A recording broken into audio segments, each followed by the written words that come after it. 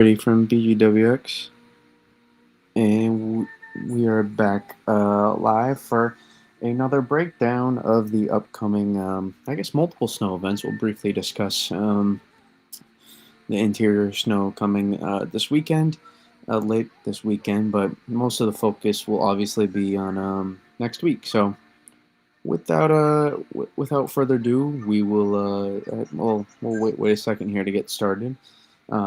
Wait for some people to come on in. But yeah, give it a second here, and we'll just open up some chats.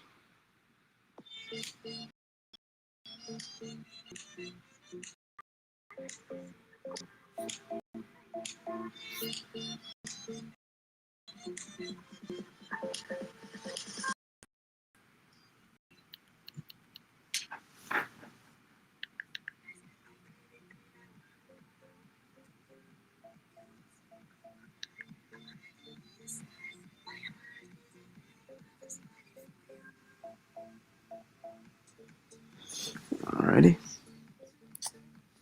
Open up chat here, YouTube.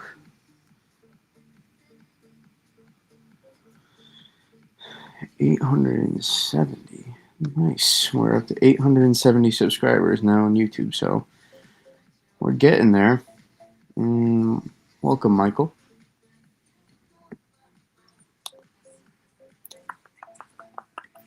Let's see.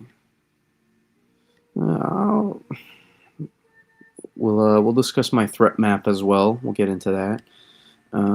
As we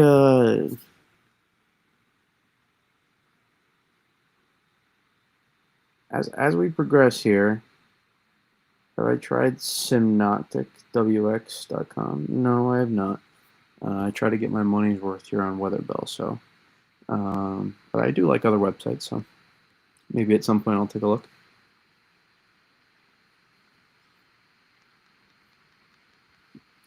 Okay, let's briefly discuss the interior event for this one. Not that the other one won't be very interior focused, and there's a Texas interception, so I got college football on the background, so good sports day, Black Friday today. So Bermani, hey, how we doing? I think. Alrighty, let's go to it doesn't matter. General idea. So keep in mind, short term will go, even though it's not really the freaking we'll go Euro. It's cool, new one, definitely worth a try. What are you promoting it? Is your website? No, I'm just kidding. I'll take a look. McLovin, how are we doing? So yeah, so if you are just coming in, rundown, we're going to briefly talk about this Midwest interior Northeast snowstorm, very briefly. I feel like there's not a ton to talk about, much more, given where we are. If you are from the Midwest, though, we'll discuss it a little bit. I'll try to answer your questions as best as I can, but this will be definitely focused on next week's snowstorm significantly. So, but in the meantime, notice you can see we do get a little bit of upper level divergence. I notice a couple of areas, so of course, first thing I need to always do is do this.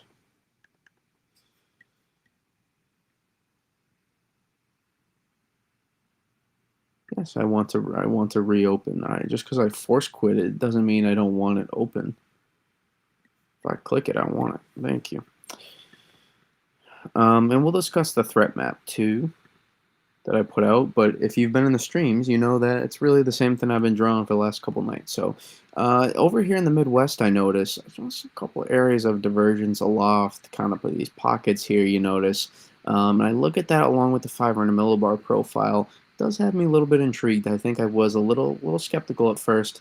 But I do think there's a solid for multiple swaths of 6 to 12 plus inches in the Midwest.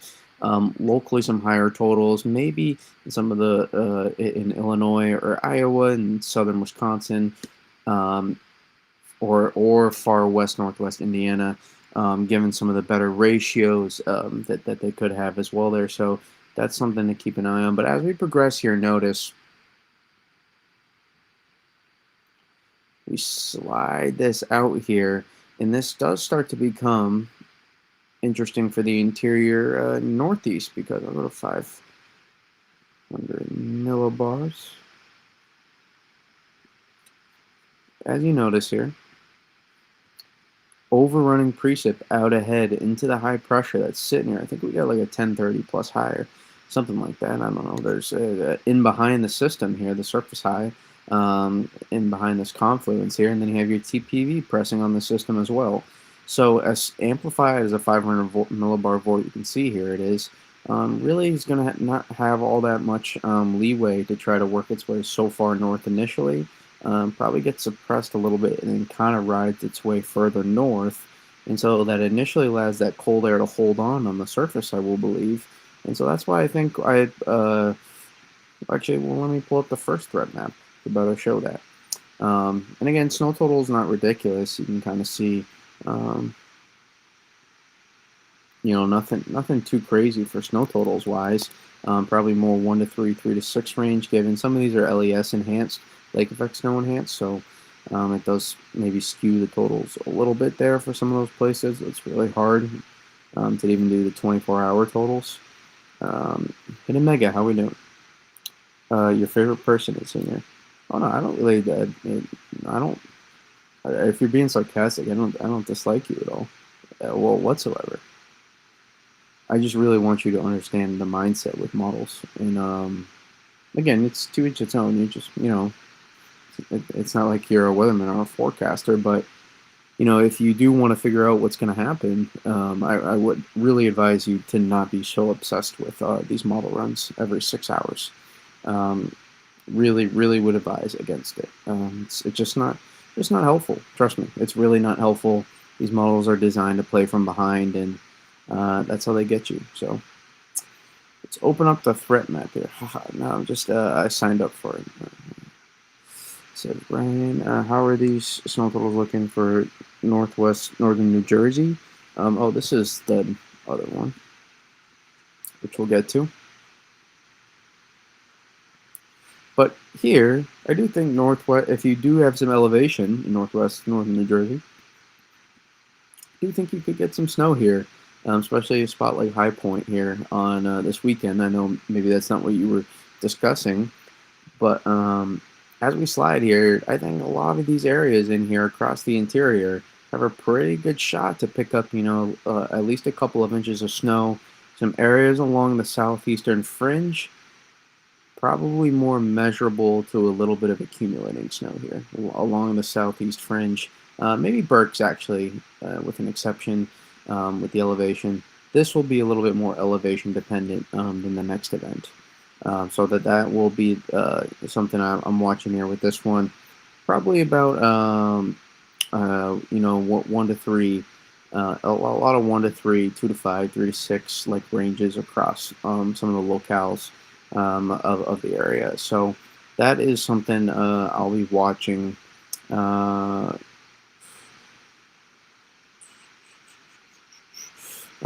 is something I'll be watching for this weekend system. Northeast northern New Jersey. Northeast northern New Jersey, not as much for this system.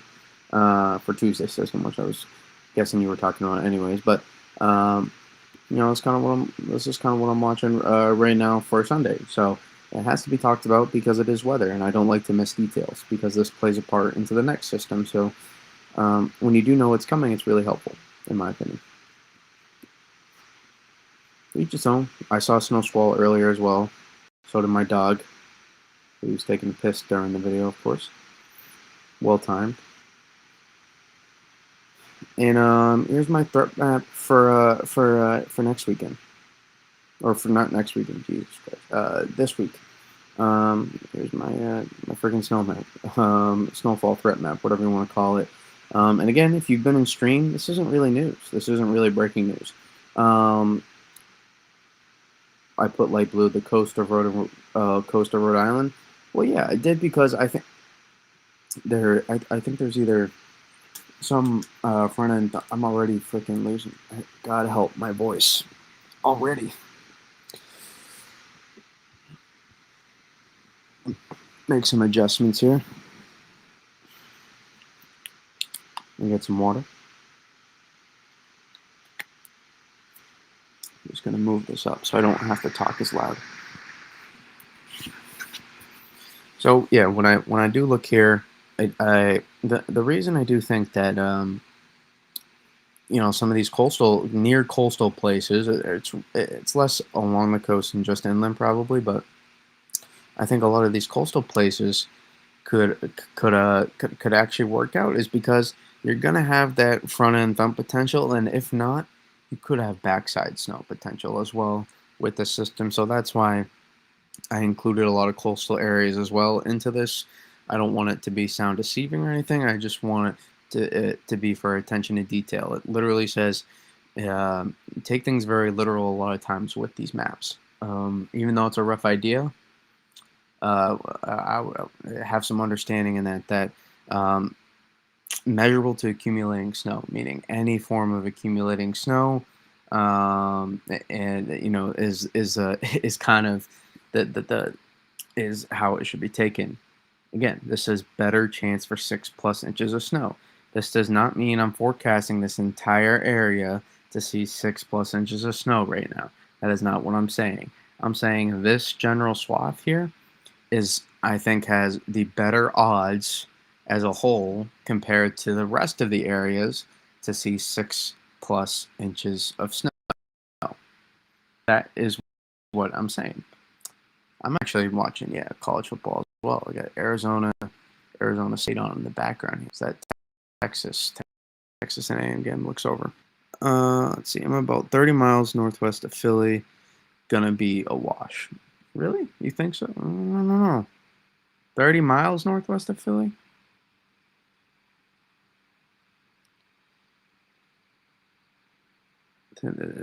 Uh, yeah, I mean, listen, guys, we talk about it. I talked about it last night. I was saying still expect the wild swings. Still expect the wild swings. I really think that 30 miles northwest of Philly, we're talking probably somewhere in here if I had to guess. I don't think you're a wash at all. I don't at least. Just my opinion. Unless you're more unless you're more here. Unless you're more west northwest, but that I mean, or maybe I went too far. Maybe that's more like 50 miles. I don't know. But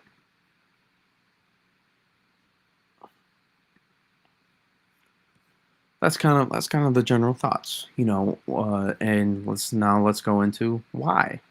Why did I make what I make?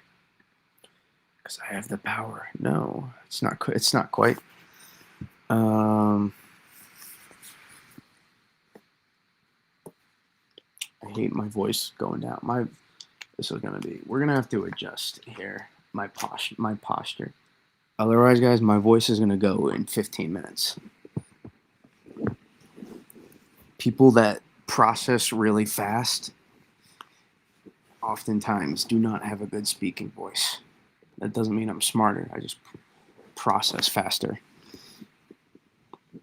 And it's really straining on the voice. So make some adjustments here to the posture.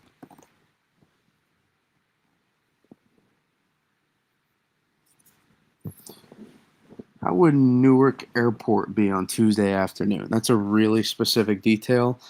I would say some version of messy, whether it's snow, rain, etc. Even if Newark itself is not snowing, which I would lean against. Somewhere else wherever you're going could be. So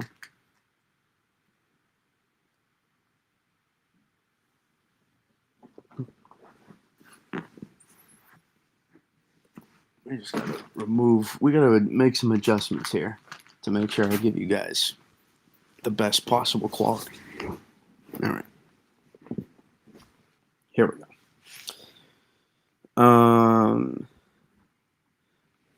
Exactly pinpointed it. Not No first one. What's your gut for Boston? We'll kind of discuss that a little bit. I really do have some concerns along the coast. I'm not going to lie. I would keep low expectations for this one. I think regardless, you got a decent shot for some backside snow, but not not Boston's favorite setup here. Funny that the malls are further apart. And yeah, it's just how it goes. You guys got to remember the GFS is not like a lot of times everybody thinks as we get closer, oh man, the models this is when you got to start. No, you don't. The models still they still blow at this range. I mean, the tropics guys are different than the tropics are definitely different than the mid latitudes. But you guys got to remember with Melissa, the GFS was freaking. We were like 3 days out, and that thing was hundreds of 100 miles off with the landfall location. Hundreds, I think maybe. It had it going into Hispaniola, and it just couldn't get away from it.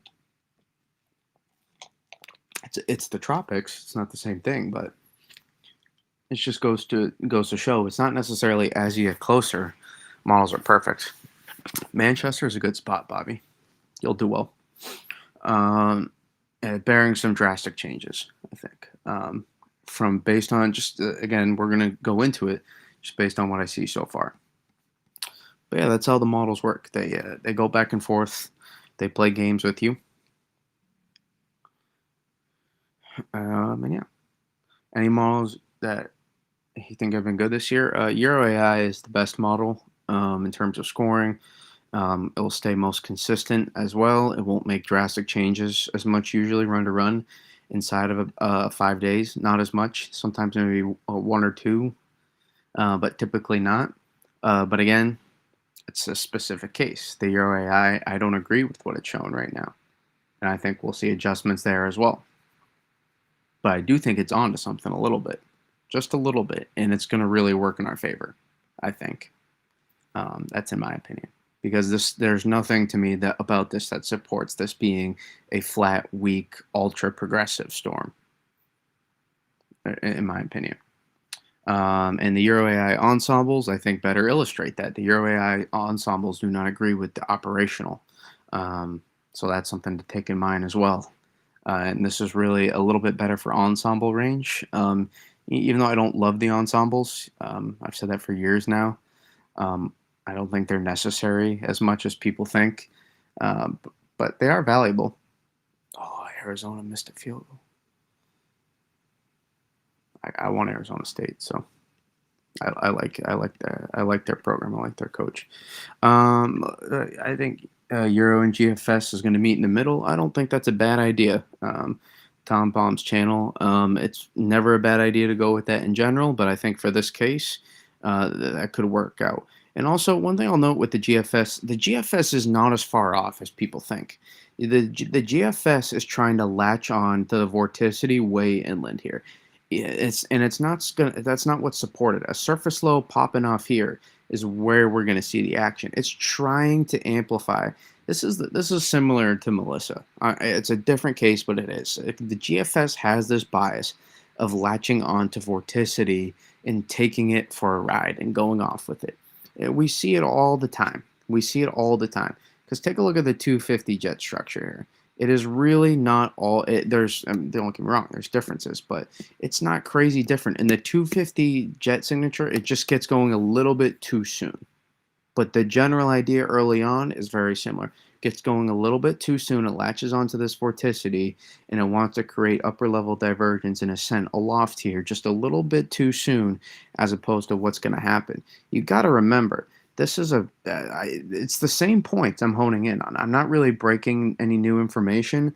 I'm just continuing to hone down what we've been talking about. Look as our system drops in here over the next couple days. This is first of all, it's a highly amplified system. It's at least significantly amplified system. Well, it's highly. Look at the ridge. Look at the way it comes in. So this is pretty amplified system. What we got going for us.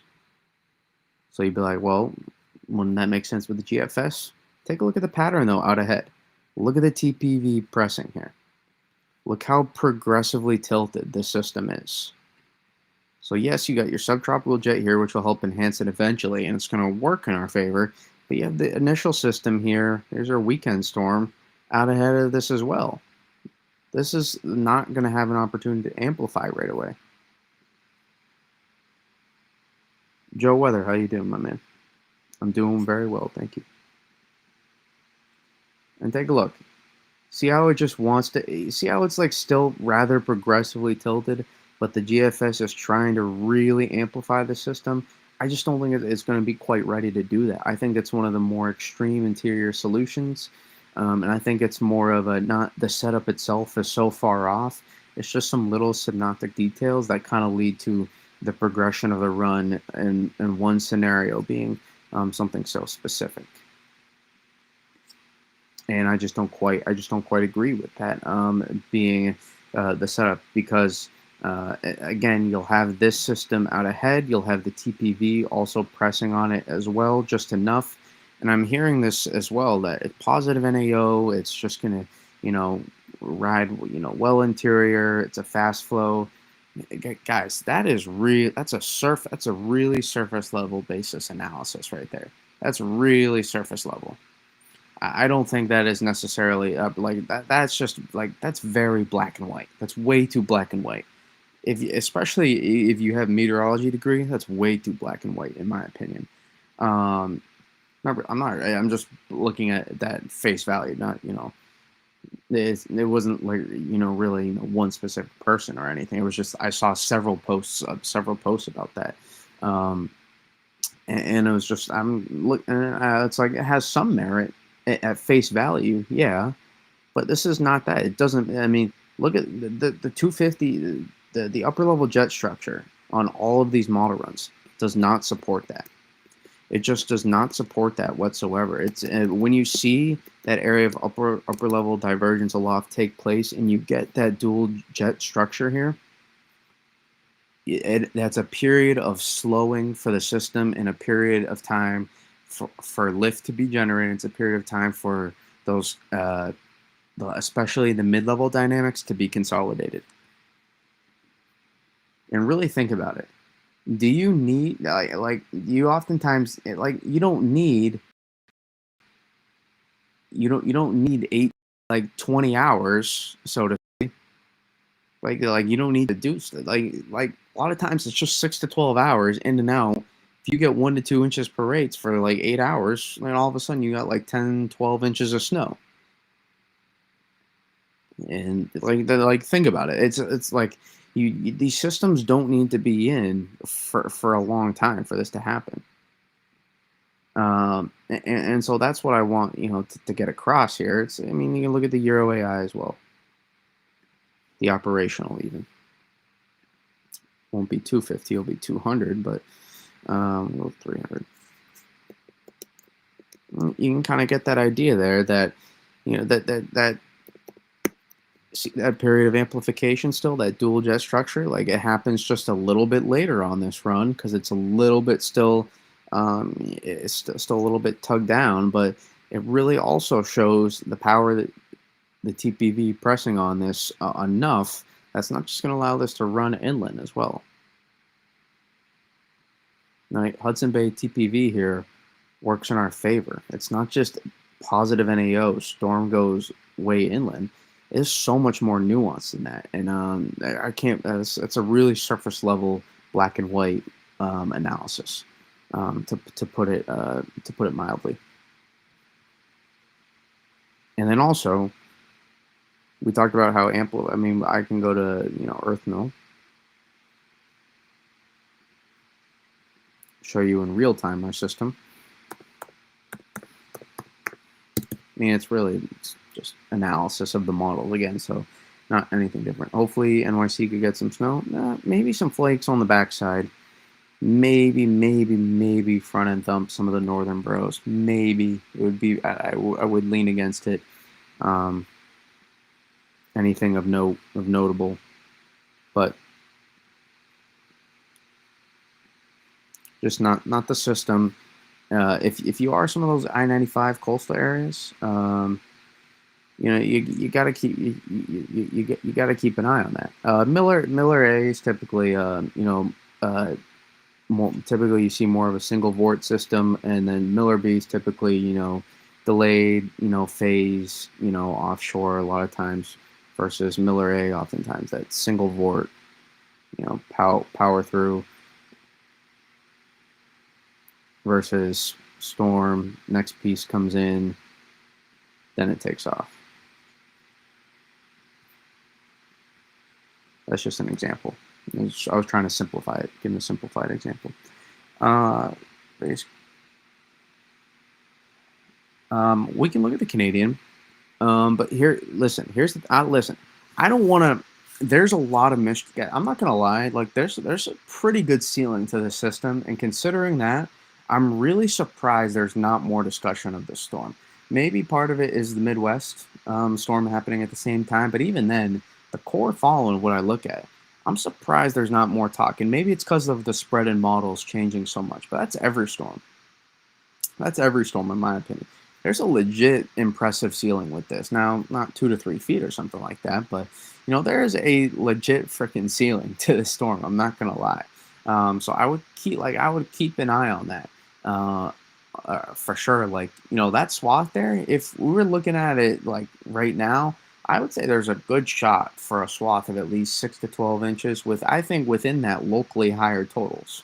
Like if we're talking about potential totals here, it really will depend on how much QPF we're able to consolidate initially. But I think there's a legit potential here. So when I drew this map here, I want you to get it across. I'm not forecasting this whole area thinking about, oh, everybody's going to see 6+ inches. And that's not what I'm trying to say. What I'm trying to say is somewhere within here is going to be the best odds for, I think, for that swath of say 6 to 10, 6 to 12+ inches. That's just where I'm kind of leaning at this point in terms of a general idea. And I do think there is a little bit more ceiling to that. I'm just trying to make sure I don't go. I need to see it first. I'm not going to forecast something off of more hunch like when I want to see the obs first to confirm it. If we start getting towards the point where I think there's enough observations to support that, then we'll lean into that.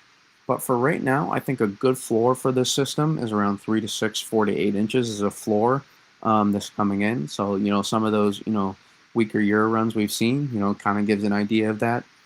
Some of those Canadian runs we've seen at times as well. And then a more of a ceiling of those storm, right, is maybe a swath of, uh, you know, I, you know, of over, there's a swath of over a foot of snow. That is the kind of ceiling we're talking about.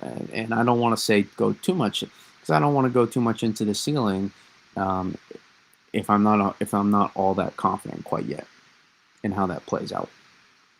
So that's just I want you to get where my head is at for now. But there is a good ceiling because there are. I mean, I don't know what the notion is with Southwest flow progressive events acting like they cannot pack a punch. I don't know what the notion is about that, but I've seen time and time and time again. I literally posted. Remember the March 2019 one? Literally a swath of 12 to 18 inches. It was I'm telling you, it was in and out in about 12 hours, guys, and all 12 to 18 hours, and the most of it was within 6 to 8 hours. It's just an example, and now that's a specific event, so I'm not trying to say it's going to be that, for example, but yeah, I just want you to get an idea here that there is, that's not just, oh man, quick storm, it doesn't do anything, early season, marginal temperatures. Marginal temperatures always drives me crazy sometimes. It's more relative to the coast, but snow is snow, guys. Snow is snow. I don't, if it like, you do not need to be 23 degrees to get significant accumulating snow. You just don't. You just don't. So I want to keep that in mind here. Now, before I act like I'm Mr. Know-it-all or something and think, oh man, well, Brady's talking like this thing could, there could be definitely a swath of 12 to 18. I'm not saying that. I'm not saying that, but I'm just saying, don't dismiss the potential here. Don't completely dismiss it before we get to that point because I don't think that's worthy. let's see how the observations are progressing. We'll see where that kind of aligns with in my thoughts, and from there we can get a little bit better idea.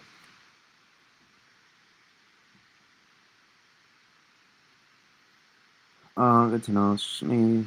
Nobody saying enough about this. Belief system went through Sunday, something to do with models being all over the place. Yeah, obviously. The reason that Sunday system does play a part is take a look.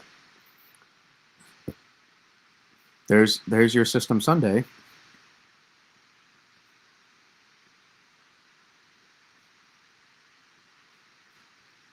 And then look how this boundary develops here on the edge. All the way from here. See this all connected here along the jet stream. And so this does play a part in how much stream separation this plays. If we were to see this all of a sudden, and I mean, guys, we're like a couple days out now, so we're getting pretty close to this storm being near complete.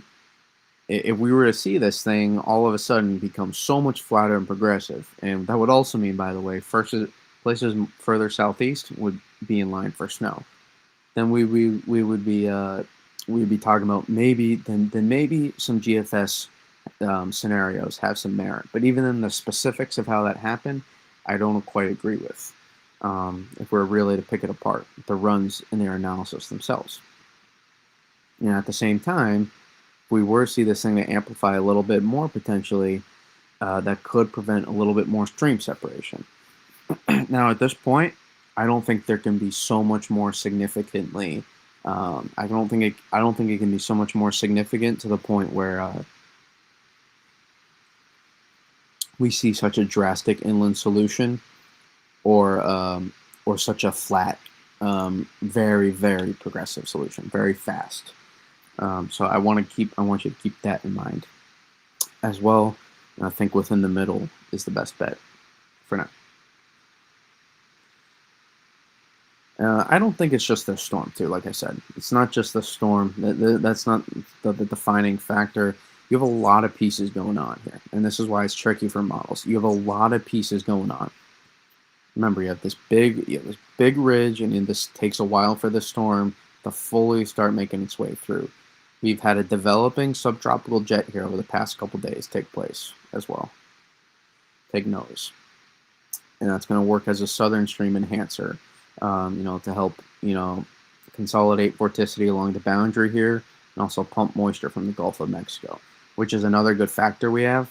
Look at the moisture fetch we're going to have on this storm. We go to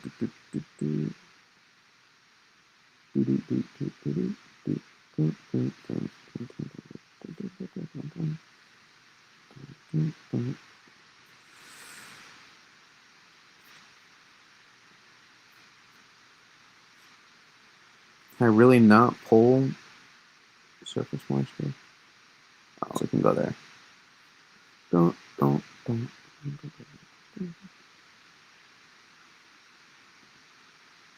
Step of the water, this will work. Take a look at our moisture fetch. I'm telling you, we're getting deep in the Caribbean here, folks. Deep. Or sorry, Gulf. Oof. Not the Caribbean.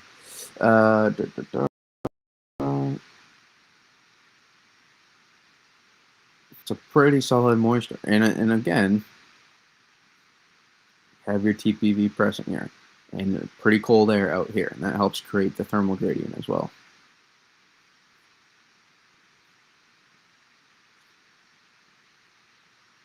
But here's the thing, though. You see as well along the moisture fetch. So again, it's a fast. It's going to be a semi-fast flowing system. It's a semi-fast flow here, so be some time. But that time where we see that pocket of upper level divergence take place in that jet streak, I'm going to talk about something in a second with the upper level divergence. To watch for, something I'm going to be watching for,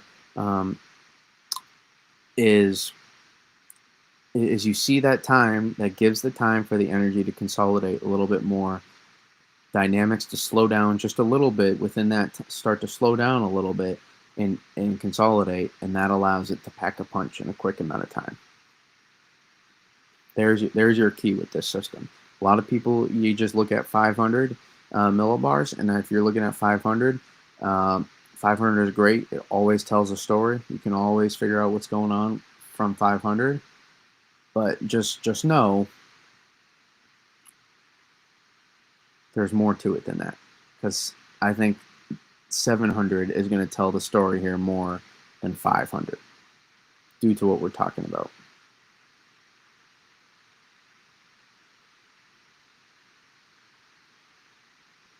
But again, here's the thing. I think why it works in our favor is I think it's going to be hard just due to the nature. Take a look at the along the boundary here. Just the nature of this.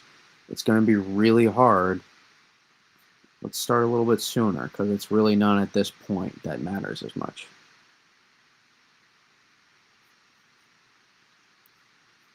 Initially, I think it's going to be a little bit difficult to just push this as much. And here's the difference. I'll show the GFS. The GFS it'll be much clearer. You see on the GFS, it's already amplifying this so much initially. So it initially latches on here, and it takes off with this, especially in the northern edge here of these dynamics.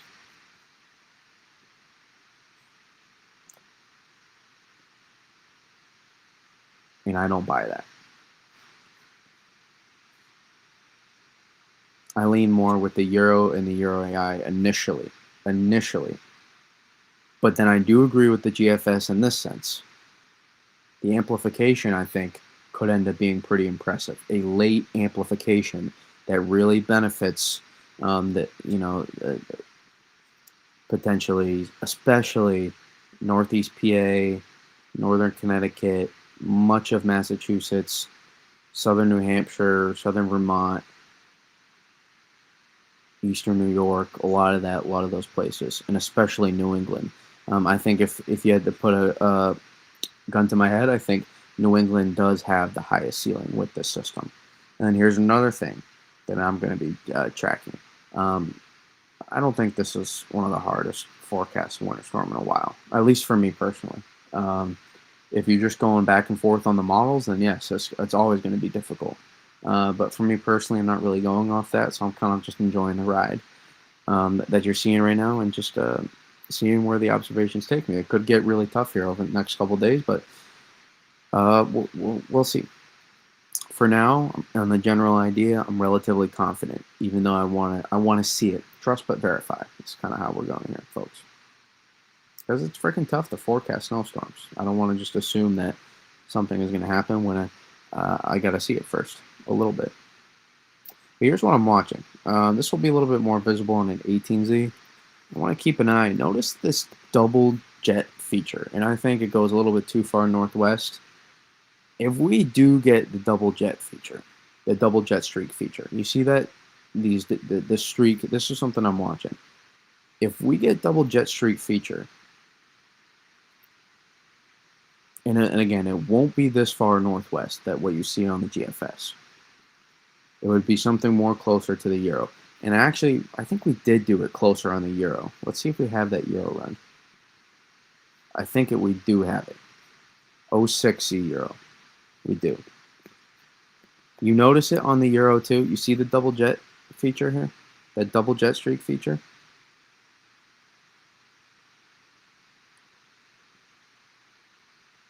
If we do that, that will allow that'll allow this storm even more. When we see that double jet streak feature, guys, that oftentimes means it allows even more time for the system to slow down a little bit and allow those dynamics to consolidate.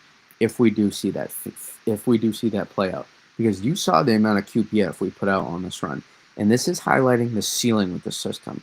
This is what I'm talking about with the ceiling. I can't explicitly forecast this, guys, because I just don't think it has the merit quite yet. But even if we were to see a middle ground a little bit of this, initially try to see some variation start, but consolidate into a single jet streak pretty fast. This would be your path, to getting a swath of blockbuster snowstorm totals. And I say that with caution. Too early for Framingham totals, but could be really a really close call. So you're in a battleground, you're in a a battle zone area, so to say, battleground zone, whatever you want to call it. And you saw the QPF here. Take a look.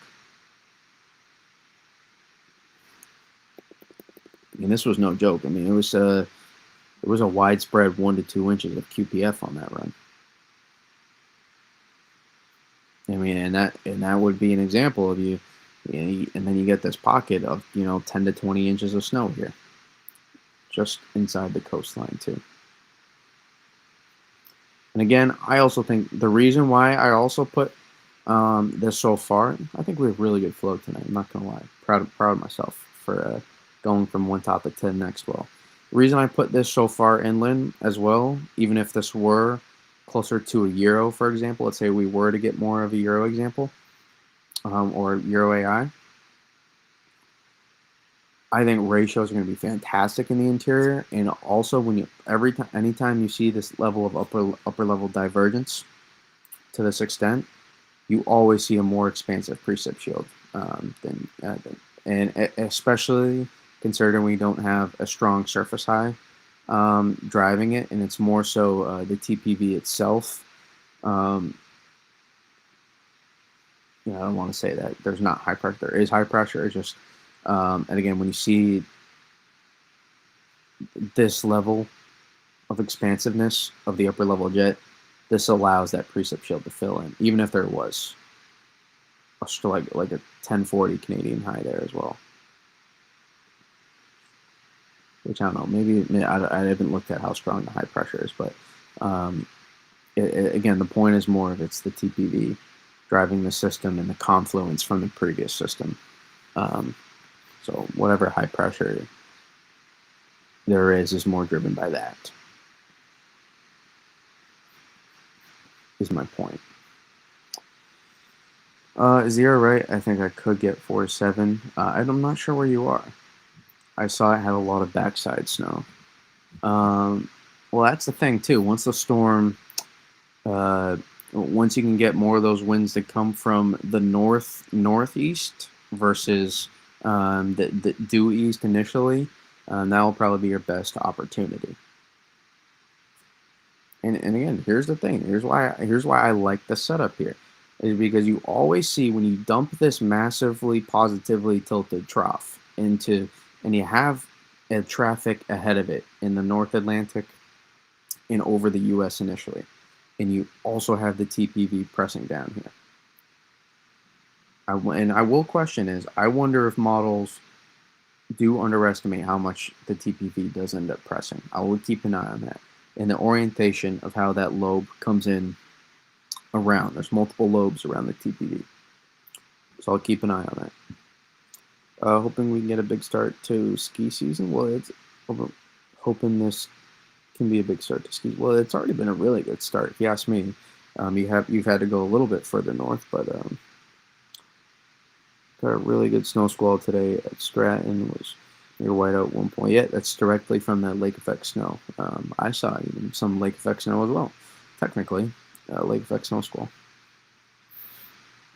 But yeah, Burks. I remember, guys, if any were here last night, you'll know I said Burks could do some sneaky surprises. And sure enough, I'm getting images, of like 2, 3, 4 inches of snow from the Burks. So I'll pat myself on the back very lightly, for at least mentioning it last night. I got 11-inch storm in southern New York. Was extremely confident going in. Storm nearly missed. It's always tricky. I wasn't as invested in that one, so because I was in upstate New York at the time, so by the Finger Lakes. Can't see a single flake.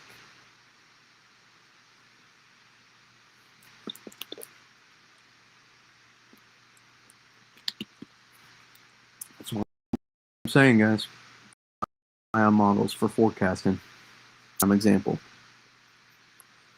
But we can look at the Canadian here. And I want to see the Jeffs as well.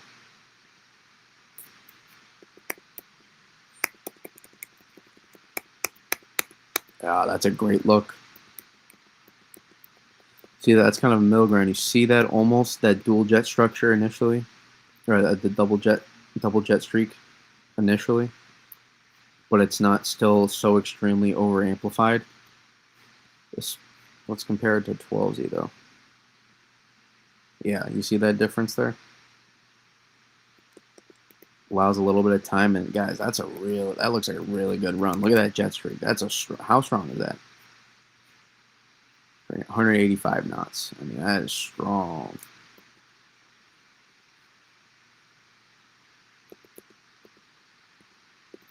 Gets going. We go from 150 to 185 in about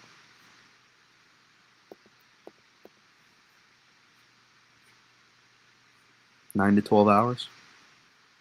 6 to 12 hours, maybe. The Burks are always sneaky. Indeed, they are.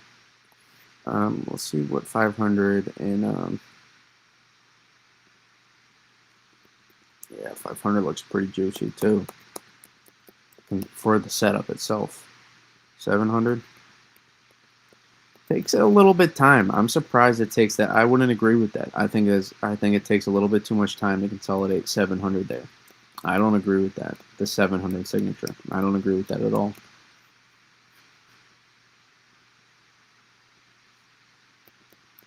I think it takes too much time to develop 700 based on that structure. I don't buy that one bit.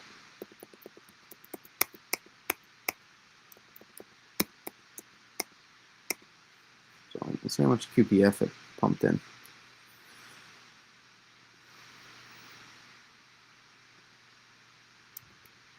I mean, still not bad.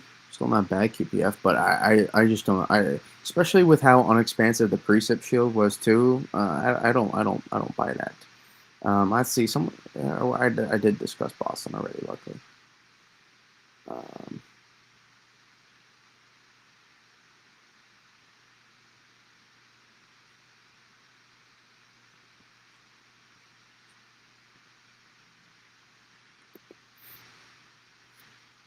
yeah, I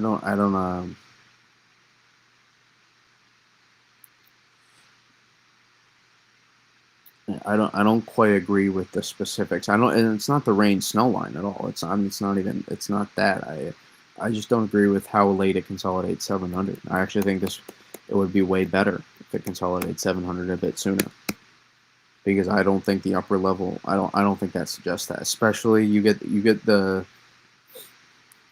that mini variation there. It's double jet streak structure here.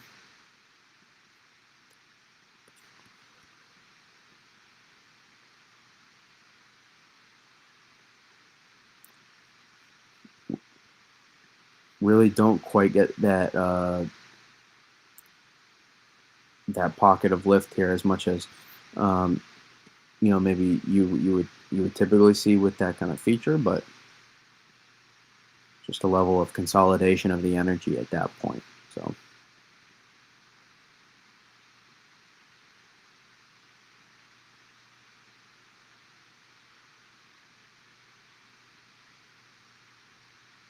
I think it's about 1 to 2 frames too late based on the setup, and that would probably be another at least 1/4 inch of precip.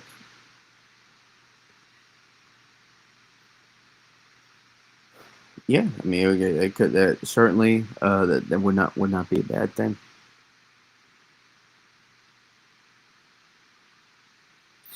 Let's take a look at the Jeffs.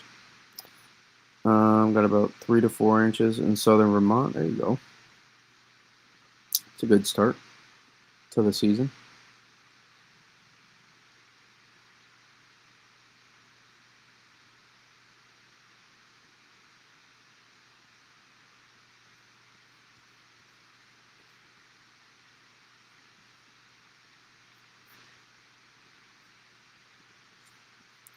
It's really hard to these mean Jeffs. It's a little hard to.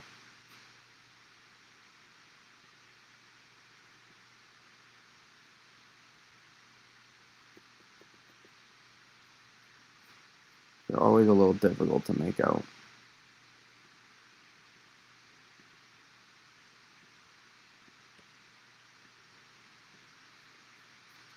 A little bit flatter out ahead, but I want to see the panels.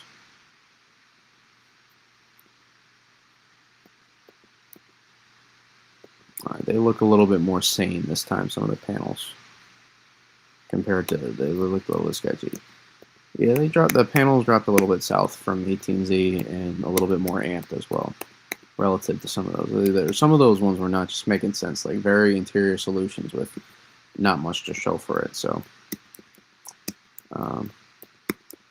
if you do care about the models that much, that's a good step from the Jeffs there, I would say, compared to 18Z. 18Z really didn't make much sense though. So, granted. Will we have Canadian? No, not even. Hasn't even started loading. That's great.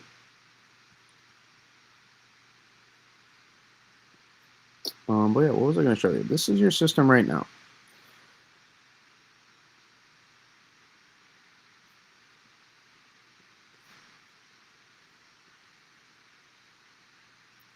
And there's your subtropical jet. That's going to help enhance this system right here. There's your Midwest system currently. So you see the traffic here that's out ahead. This system way out ahead. Yeah, this system here. It's these cells embedded here along this Rossby wave train. And I'm telling you guys, we talked about it last night. That guy just continues to look juicy and juicy and juicy.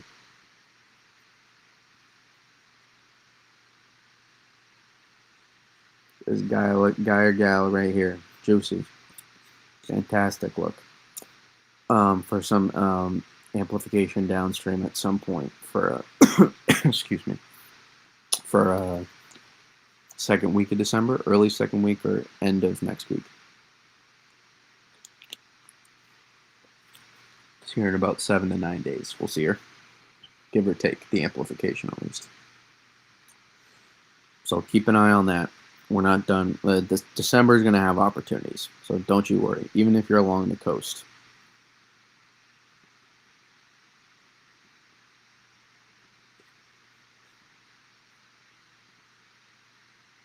But you can see here, this is going to be an amplified system coming into the west coast of North America here. This is an amplified system that's getting dropped in. And these are the pieces. You can see it in real time. So this is one of the stuff I'm looking at here. Have this suggest we're going to have at least a semi-amplified system and not a flat, because it's going to follow the train tracks here. This system is going to work to suppress the confluence initially, and so this system stays positively tilted along the boundary here of the subtropical jet, and then eventually, once the storm starts to get out of the way more, that's when we start to see this help enhance the system here downstream as it starts slowly moving across the western U.S. into the central U.S. And then eventually we'll see, and we also have that TPV you can see starting to see press here from the north as well. This is your polar vortex disruption directly here that we've been talking about for weeks. And this guy right here then, so both of these factors work to make sure it delays, because it delays amplification. So we talk about it, it's a positive NAO. It's a positive NAO because we have a big old polar vortex here to the north. So it's a great source of cold air too. So the details of the TPV as well, tropospheric polar vortex, this lobe here of the polar vortex is what's gonna play, a big role here as well. I think in terms of the specifics of the track and the evolution of the amplification of Earth storm as well, like more specific details down the line. So again, that's why I really like this setup, because we're kind of riding the middle ground here. we're really there had to be some specific stuff that had to take place, um, and we're kind of going to do that, which is what has me, pretty excited here about this setup.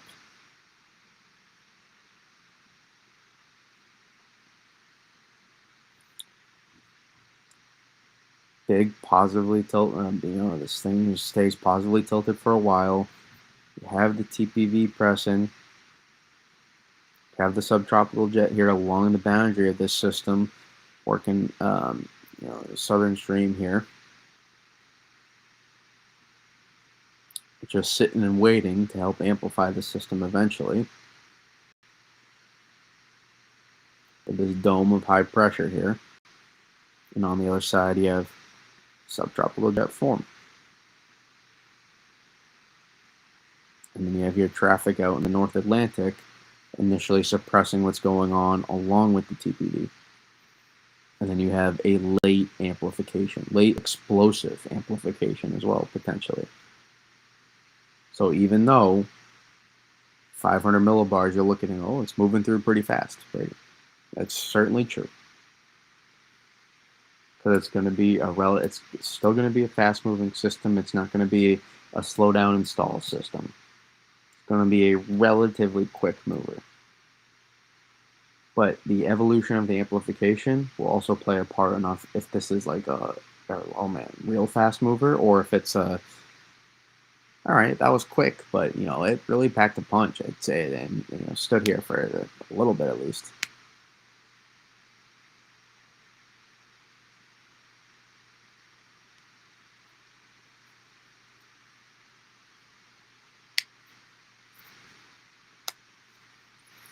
So yeah. That's kind of what we got going on here currently. And you go to 10, you see that polar vortex disruption very much clear. You see that? Boom, there's that rush of cold air coming down in.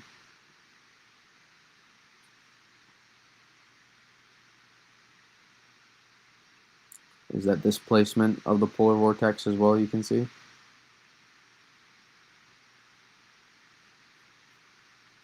From the center of the Arctic.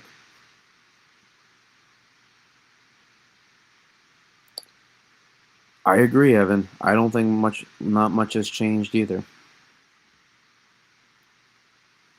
Overall, things have trended a tad more progressive. And maybe I don't. It depends on how specific of a setup you yourself were envisioning. Maybe. I think things are relatively within the same range as yesterday, though, like you were saying. North outliers spread on it latest. You get north as well. As soon as south, I bet Euro comes in south, and then I expect something in between OZGFS and CMC. Yeah, I mean, a middle ground within models is always not a bad idea, Evan. Go along with your point, and I think the middle ground just happens to be closer, closer to my thoughts as well. But again,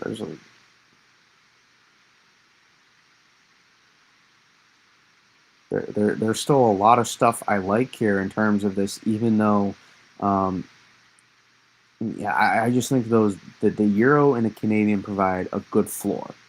The current, what's available. We'll see what the Euro does in about 20 minutes here, but I think they provide a good floor of what may happen. I don't think, in my opinion, there's nothing to suggest that this is going to be so flat and offshore.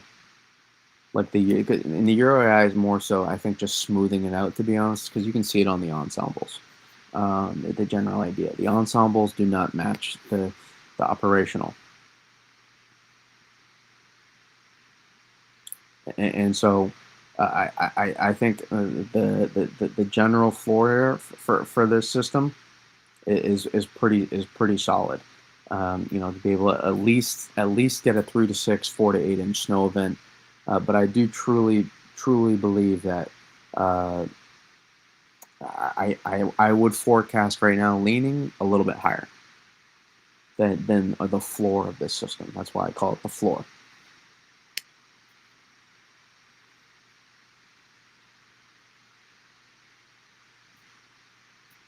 That's just my puppy you hear dreaming in the background. Maybe, maybe don't.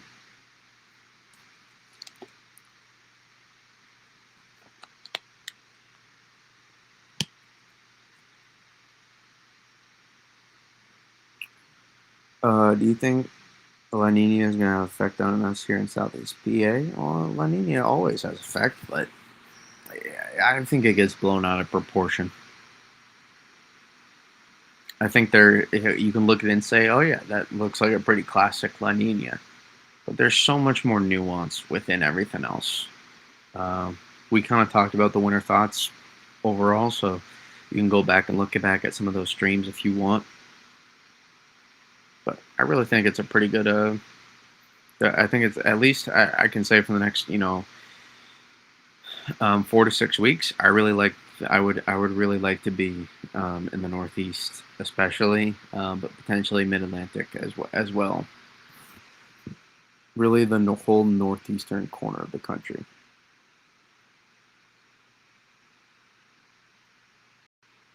I kind of want to. I kind of want to be there for this pattern coming up here.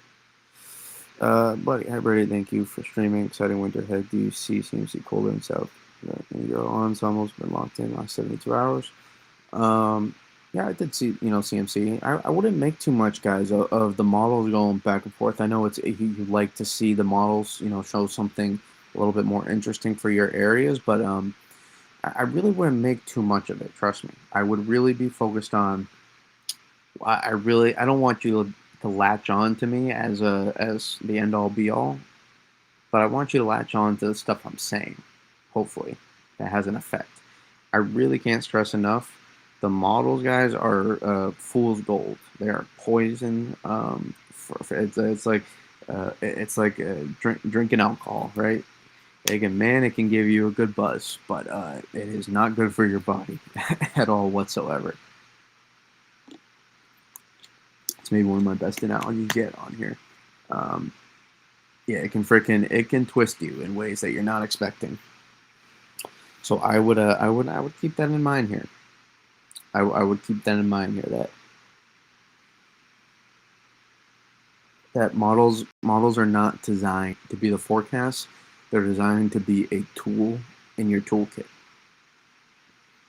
So I'm noting them, and I really think, honestly, the Euro AI ensembles and the Hero ensembles, which are two best ensemble suites, or the two best ensemble, two best ensembles.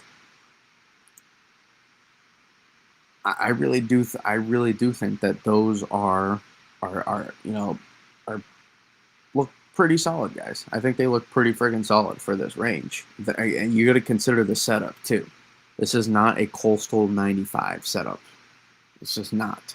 This is a just inland of 95 setup to into central New England and upstate New York.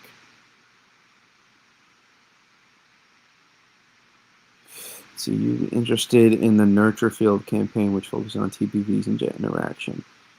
I don't know if I can open that link.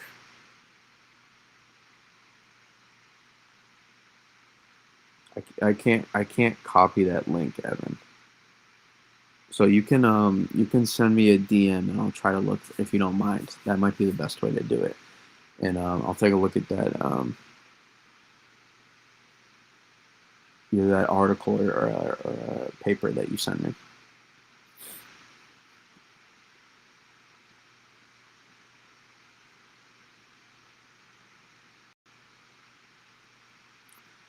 But again, here I don't. You may think, well, are you just taking the middle ground just to take it because that gets the most people involved and so say that no, not really. I'm happy that does, but that's just not why I'm doing what I'm doing. I really think that in an interior, an interior southern New England into central New England solution makes the most sense here. Oh man, you gotta turn your head. PI, Arizona State not playing well. Without they got none of their players, but that's unfortunate for them. That's probably good. But when you don't when you don't understand all the other things that's going on, and you just look at the models, it's not calling people dumb or anything. It's just when you don't understand or you're not looking at what's going on, it makes it difficult. It makes it difficult to really understand the big picture here.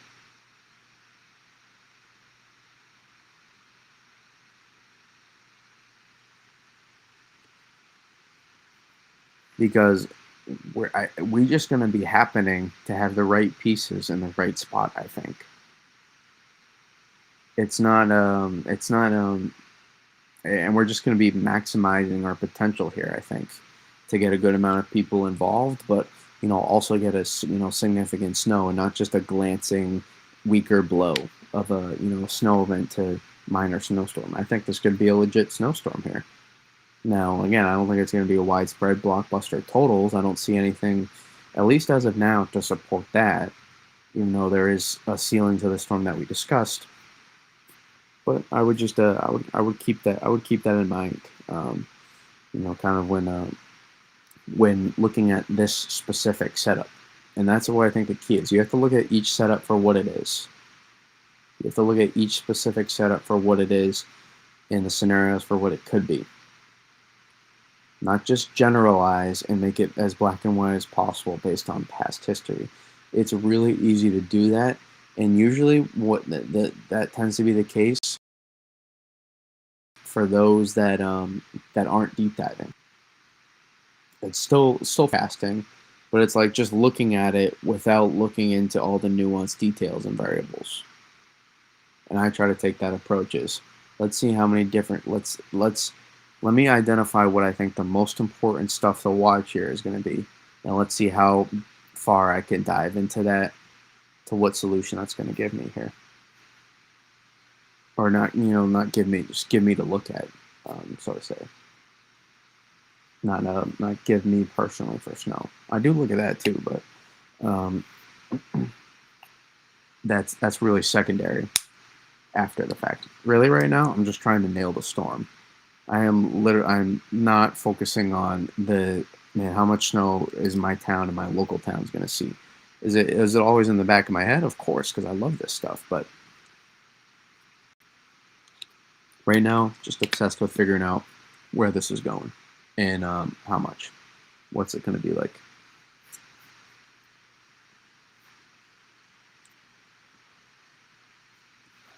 And again, here's my threat map. This is what I like. I truly believe that. And I do think it's not impossible for some of these areas here, just north of the coast, to do pretty well as well. And I think you see there's something like a Euro highlight that. And then I would keep an eye too, especially Northeast Jersey, southern Hudson Valley, into the northern boroughs of New York City. Keep an eye on too, being able to maybe some of these northern areas get some back ends, get some front end thump, but really keep an eye on some back end snow potential as well. I love what you're saying. Great analogy. Thank you, Ramani.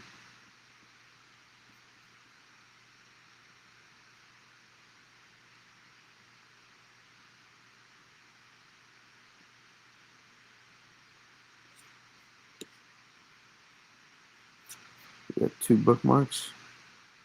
We got a couple people preying on my downfall, it appears.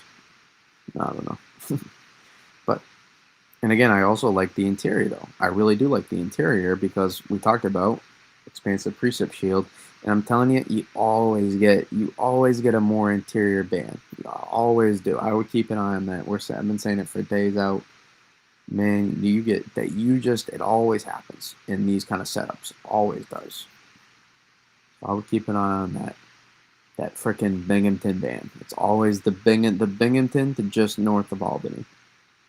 Always is that frickin' band. Yeah, I'm telling you right now. Almost 5 days out. I'm telling you, there's gonna be a band right here. No matter the track, it just always happens. always happens. Bet my life savings on it, which isn't much.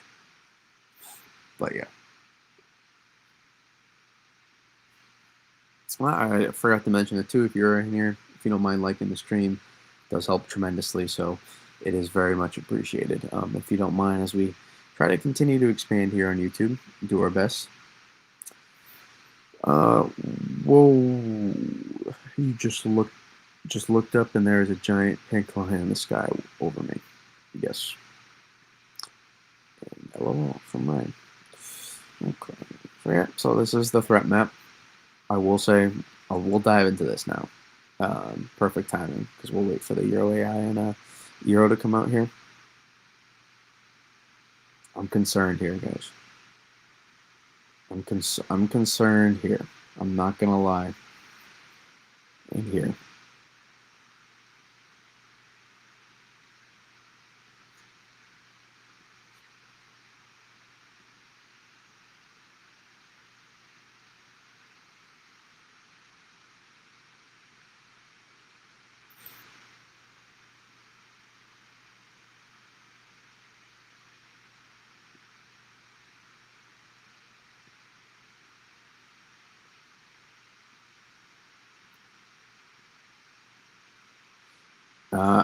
I'd be concerned about some of these areas. Anywhere where you see the water and an east wind could come this time of year, I'm concerned about coastal front. Now, that being said, just on the other side, it could help enhance snowfall totals, actually. Could help increase the thermal gradient. But man, oftentimes what this, guys, is what you see here is right on the other side. They freaking dump. I mean, they fucking dump. They dump. They freaking dump snow. And then right along it, it's like heavy snow, but doesn't accumulate that well. And then on the other side, it's just like white rain or plain rain. And it can turn out tough. And how consistently the Euro is showing it, regardless of the setup, is what concerns me. This is what concerns me for coastal mass. The closer we get to this system, the more I'm not loving coastal mass here. I think it will take a system that it would have to. You would have to get something that stays far enough southeast, and then also really becomes well amplified and developed, so that on the backside, you're able to get still solid snowfall. You get the CCB band to set up and produce enough snowfall.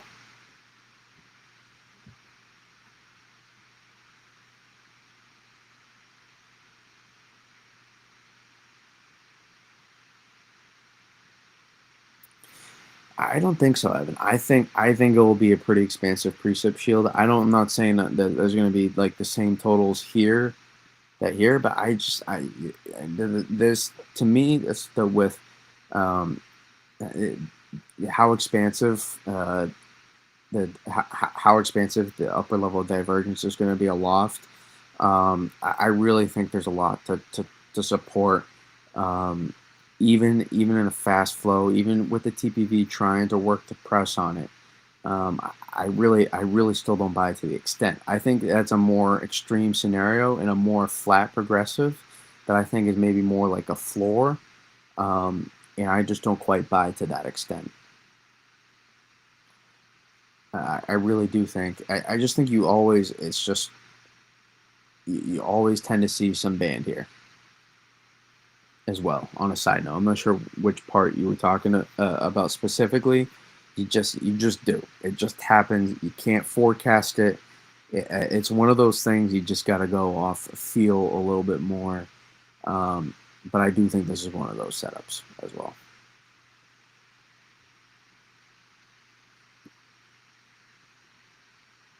But I definitely could see how what you're saying could happen as well. It's not that I don't see it. I'm just really confident based on past history, a lot of times, how this unfolds. So that's what I'm going with for now. For now, because I don't think also we're going to be so cold up here that you have massive vertigo concerns as well. And I guess we'll have to look at soundings as we get closer as well. The soundings as we get closer will provide a little bit better idea.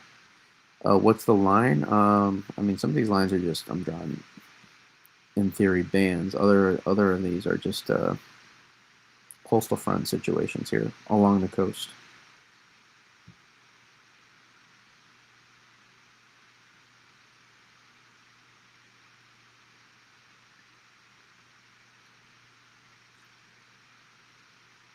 That's really something though.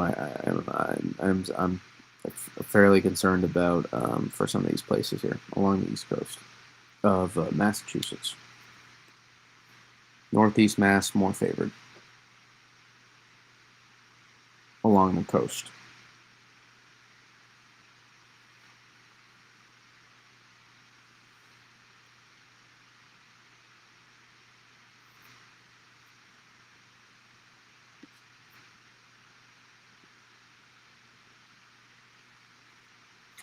Just want to say, being back to full scale winter storm tracking is awesome. Love hanging out on these streams. Thank you very much, Bomani. I love doing this stuff too. So, yeah, I'm surprised there's not more attention quite on this system quite yet. And I think it's just mainly because you don't see big snow maps over these areas here.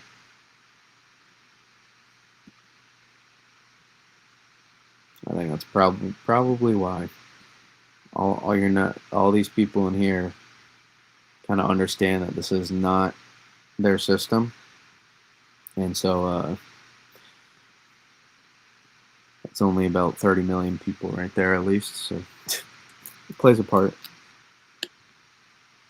You're talking about that Binghamton Albany band, Evan. That's fair.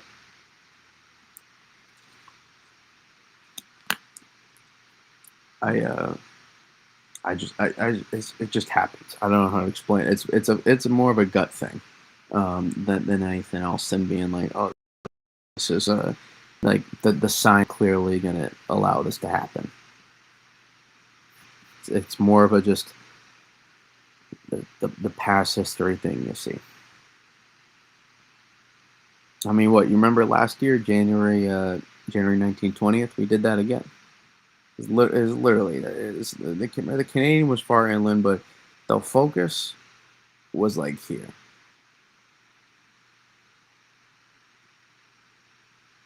Or where was it? The focus was like here.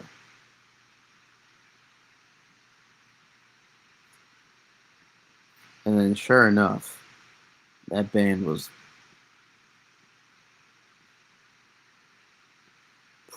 right here.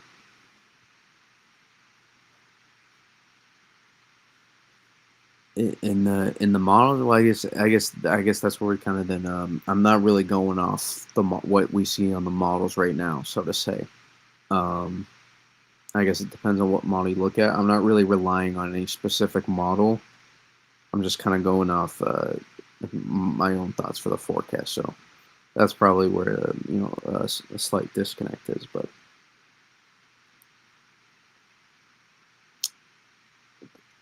yeah, I'm not really. I just don't think models 4 days out and is just something I can rely on really at all. Just for me personally. Um,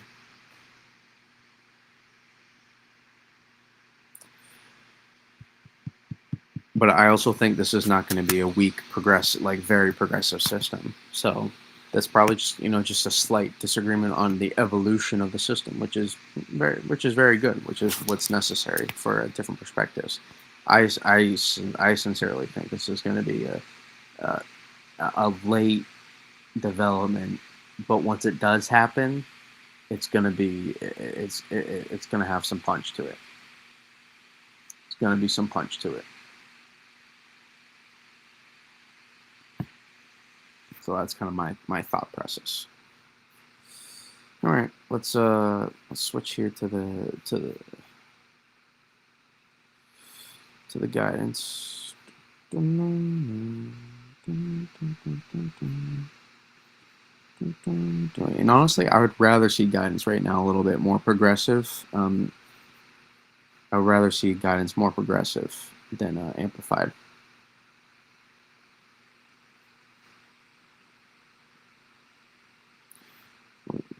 Really not all that different.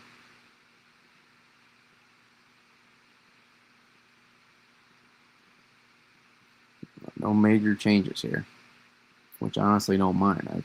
I honestly think this is it's in a solid spot.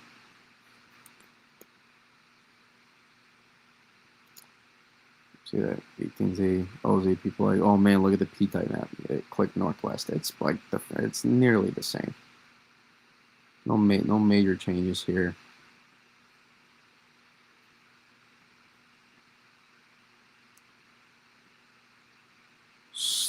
Slightly stronger jet stream, possibly.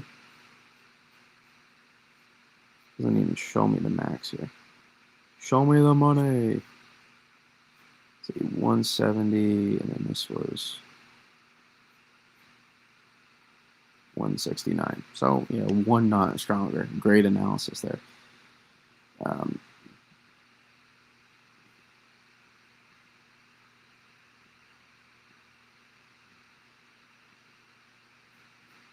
But yeah, not all that different, which is not surprising.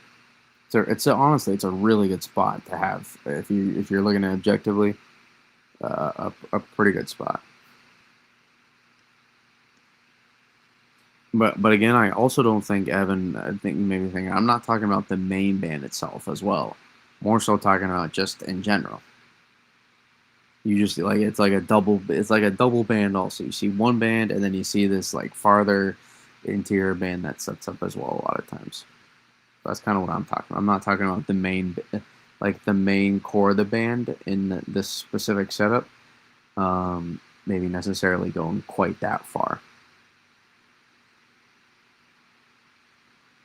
So, let me get the Euro. Yeah, Euro's taking a sweet old time lately. Sweet old time.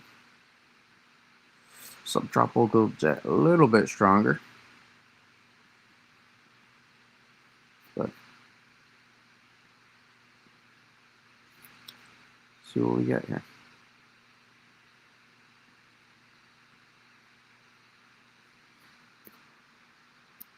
500 volt, a little bit further out.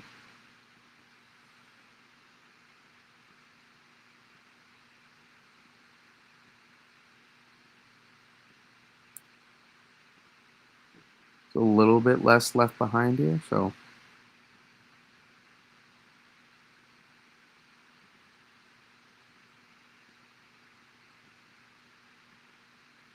maybe slightly less progressive in the tilt. I could be wrong. We'll see.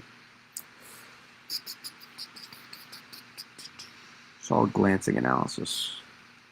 AIFS looks like a big pulse run. Also, if you hear IFS, that's just the Euro operational itself. AIFS, Euro AI operational.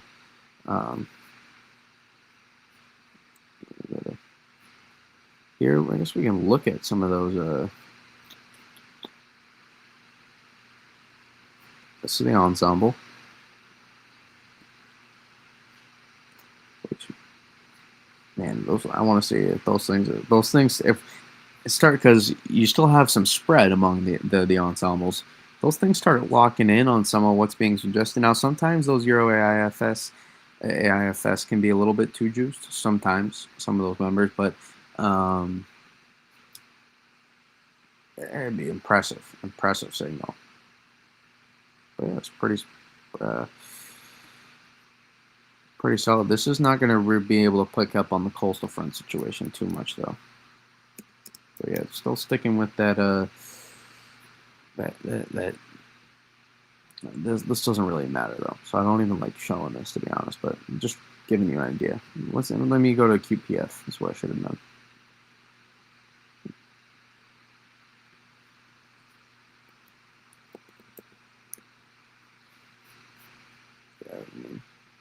pretty good spot to have a model 4 days out. 4.5 days out. It's a pretty good spot, especially considering the setup.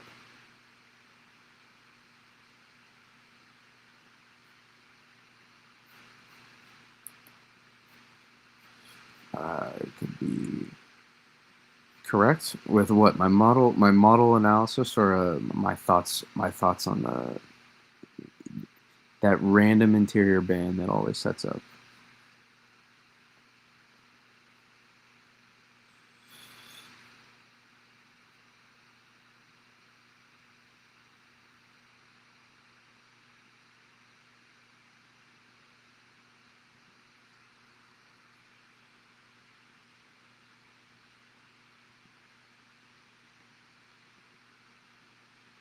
It looks like Jet looks a little bit more healthy.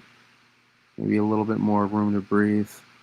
A little less tilted progressive, slightly.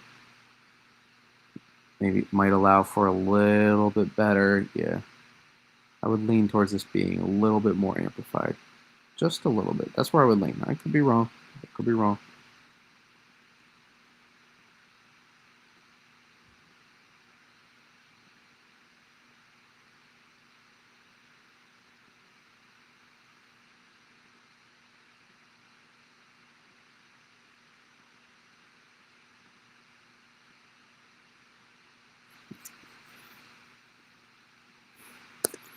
Run analysis so far out can always be a little bit tricky, especially considering I'm not an expert.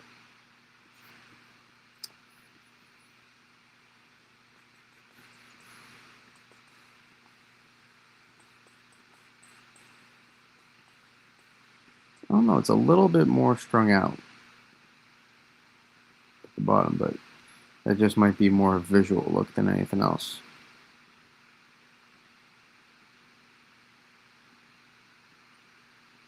See, 500 millibar vort. Yeah, that looks pretty solid. And of course, that's not going to load. Just because.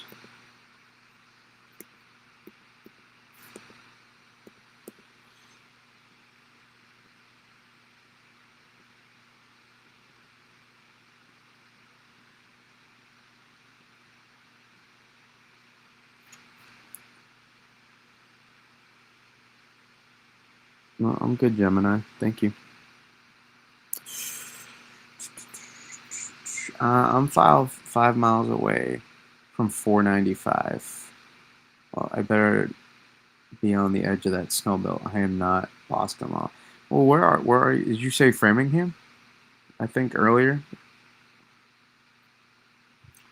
Framingham, I think, is less coastal front concerns, to be honest, and more of a do you stay all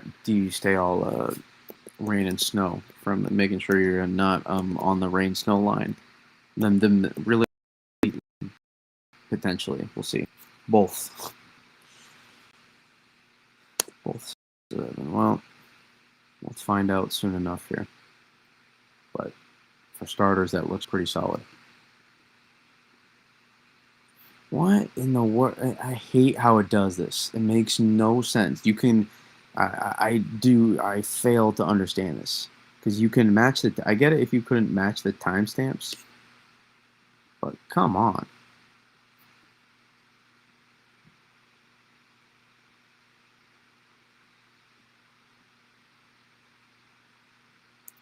I mean, that 12Z was pretty. That's a pretty good looking 500 volt signature as well, by the way. That 12Z was. Was that 18? 18Z actually looked pretty decent. I'm not gonna lie.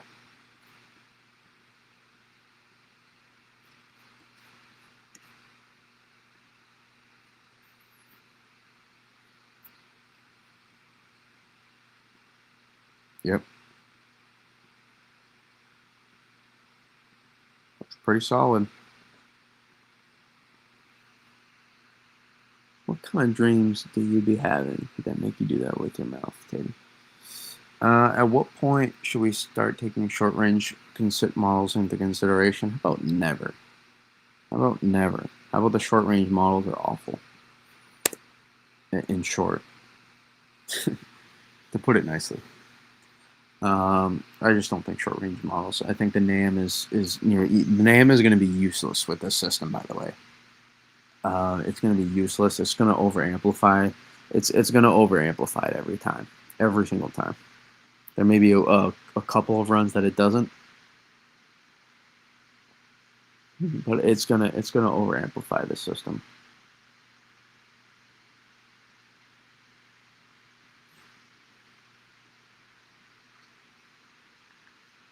In the HRR, I mean, I don't know what you're gonna take away from that. It's good for short range banding, is what it is good for. A 1 kilometer model like that is just not gonna nail it at all.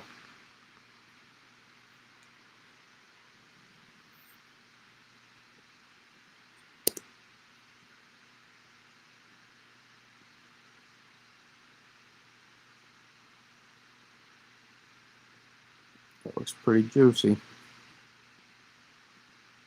Oh, good lord.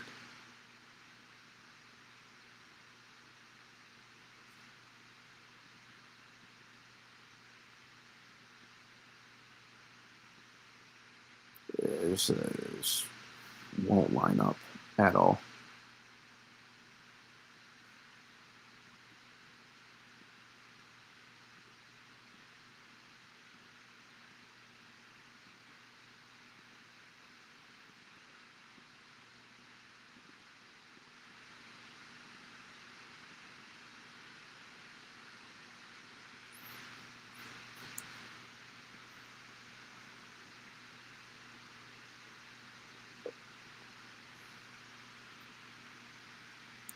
Always go nuts. Yeah, it's tough for the resolution of those models. HR is not always like over amplified compared to the NAM, but it's just such a high resolution that really that sometimes that high of a resolution it kind of it struggles on the overall picture. It's funny you put your this says 20 could get a nice 6-inch dump. It said this message is held for review. So it thinks you were talking about taking a dump, but it's obviously not. I guess you could you could be hoping for a nice other 6-inch dump as well, but that's a whole nother conversation. It's Thanksgiving dinner concerns right there. The other, um, yeah, I mean this looks pretty solid for the Euro. Yeah, holy juiced up. I was right. Hey, we did something. Um, yeah, 8. I mean 8 knots. That's guys. This Euro run is going to be juicy. Holy, good God. Look at that 700 millibar. Oh my God, guys, this is going to be a banger of a run.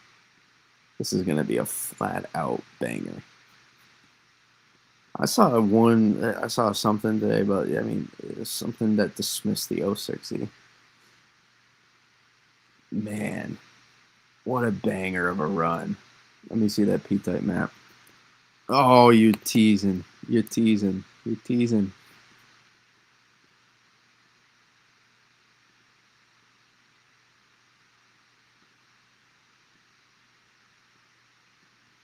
It's just a tease.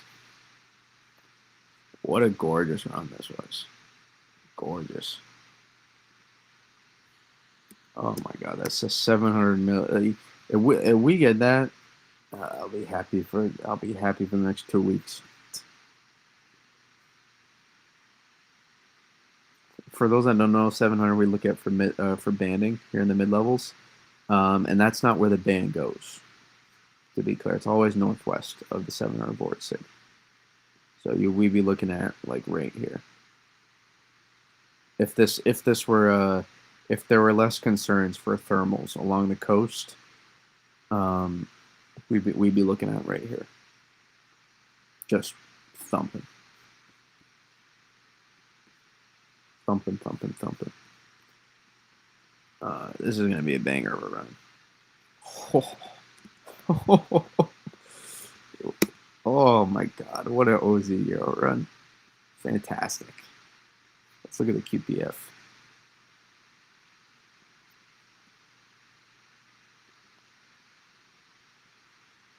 Oh my god, guys.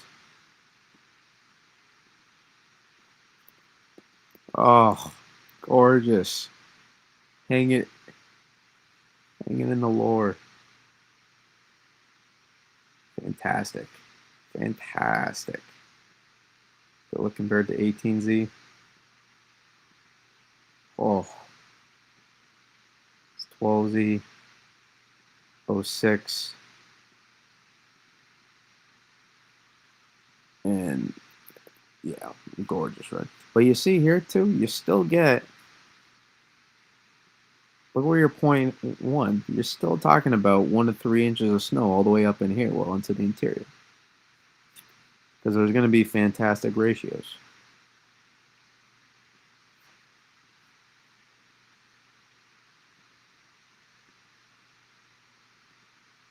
Guys, you just witnessed a banger of a Euro run right there.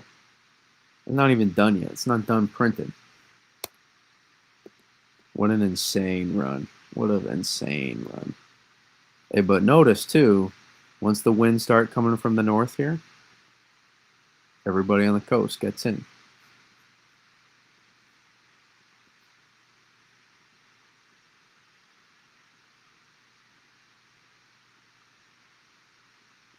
What a run. What a freaking run. How much we got to pay to get that to happen?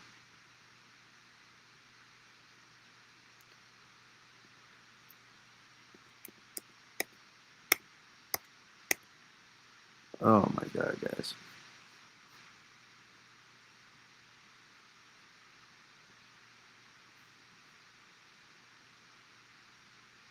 You kidding me? Fantastic. All rain for me, no.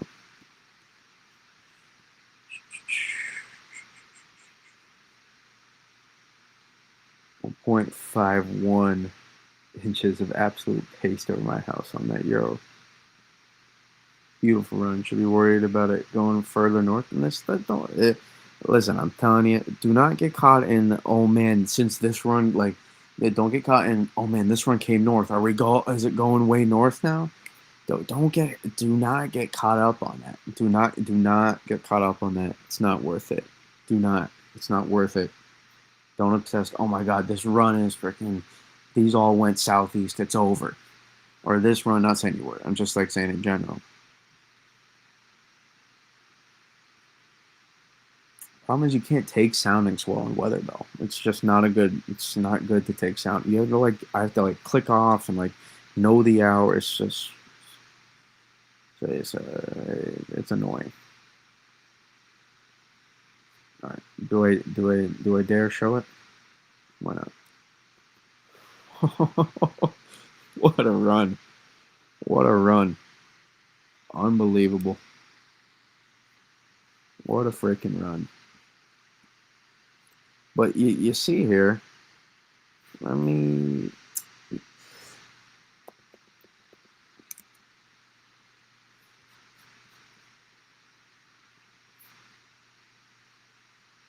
still into the interior. You know, my gut initially, I know I went with best chance for 6 plus, about better chance for 6 plus into here, and I do think there could be some merit to that. I really do think New England is the better, is the higher ceiling. I really do. I truly do. I think New England is. Um, I just do.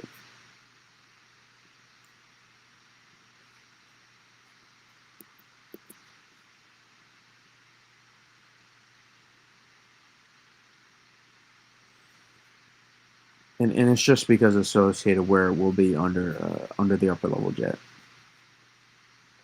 the timing of the system and where it occurs with this. But yeah, that's a pretty ridiculous run.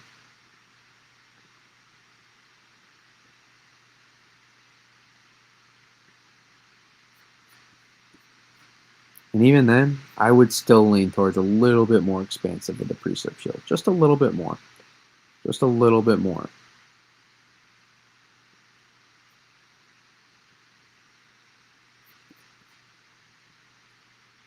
Not that we couldn't, not that it's not possible that there is some sharp gradient,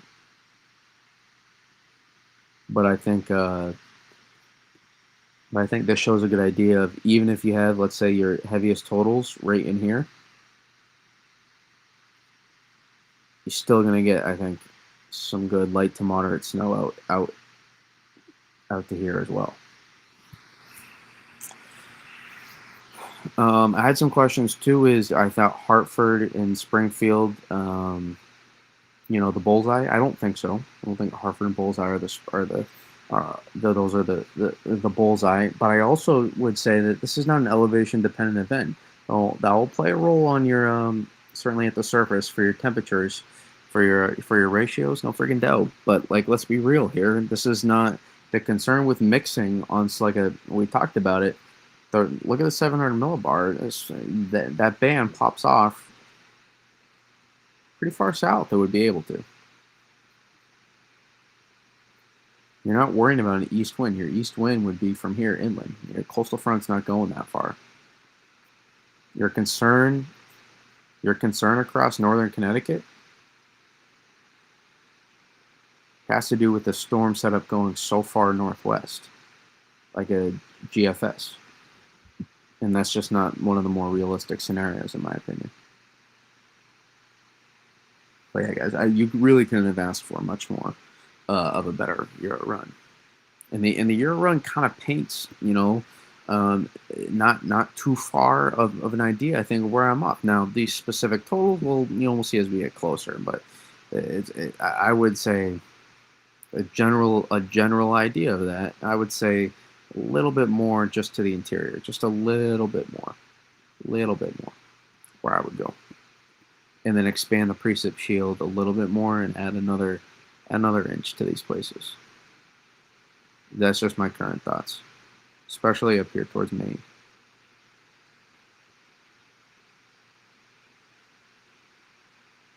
But man, who would be not a bad early season snowstorm? We go a stripe of 6 to 12 plus, just north and west of I-95. It's not a bad start, and you get an opportunity for backside snow too, along the coast for 95. So notice it's just not a lot of snow to no snow, and that's what I'm saying too. Coastal front could allow an opportunity for dynamics to want to consolidate along these areas here. So we'd be talking Essex, Middlesex, Worcester, back into central, southern New Hampshire, these places here.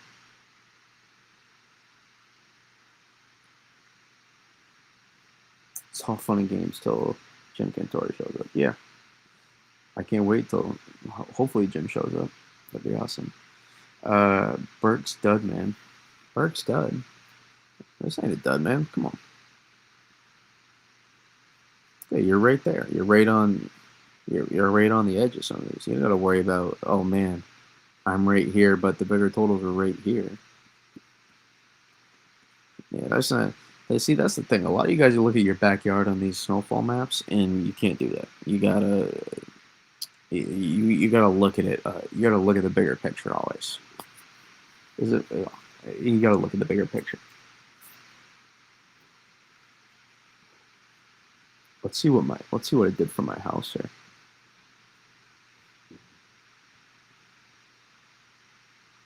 See where it did for it. Oh no, I'm jinxed. It bullseyed on my house, guys. It bullseyed Grafton, Mass. 15 inches of snow right on top of Grafton. It's the death it's the death curse right there.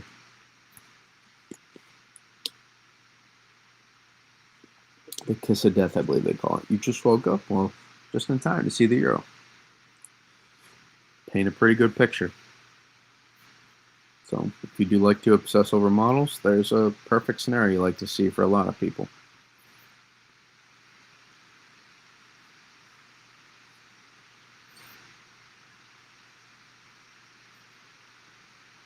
Nova Scotia, I had someone ask me about Nova Scotia. That could be interesting too. A little tough to say right now, but this run shows the high ceiling. I don't think this shows the high ceiling. I don't think this is. I think there's a. This does not. I think a higher ceiling would be consolidating a little bit even. Or the higher ceiling is showing a little bit more of that double jet structure I was talking about. You kind of get a middle ground. You kind of almost initially. If you take a look here, you see that initially you get a little bit of that double jet structure, which would certainly help, just barely, very slightly. But we consolidate into a single jet streak here pretty fast. You do see that a little bit though, just a little bit of that edge. That's kind of the middle ground. That would be the middle ground. So this is like a middle ground ceiling scenario. So this is like probably towards the higher end of my middle scenario that I'd be forecasting. Right, I think that's the perfect way for me to describe it right now. This is the higher end of the middle scenario is what I would say.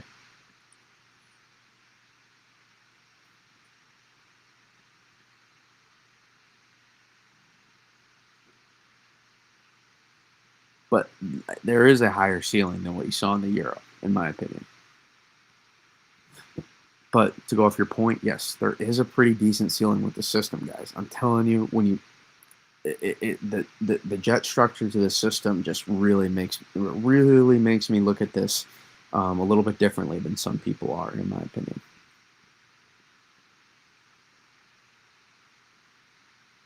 You look at that northern burst there, that late explosive development. That's explosive.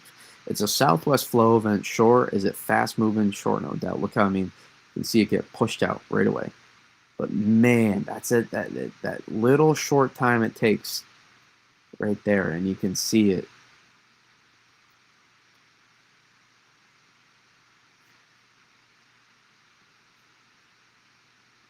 Right in here, guys. Right there. You can see it.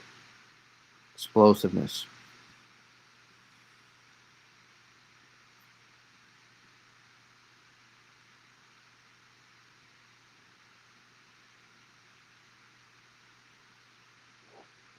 It's a great run. Honestly, hate seeing myself in the light pink 4 days out. No, embrace it.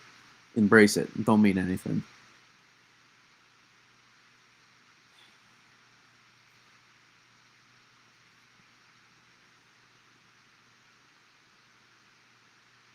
See what it does after.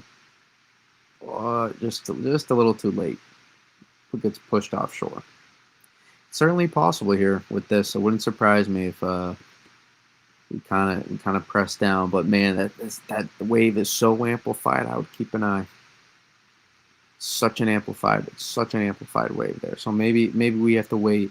Maybe initially, so we get that downstream amplification eventually. But we just have to wait for the next guy to come in, because look at that. There's your double jet streak structure right there. It gets a little bit suppressed though. Look at the TPV pressing on that.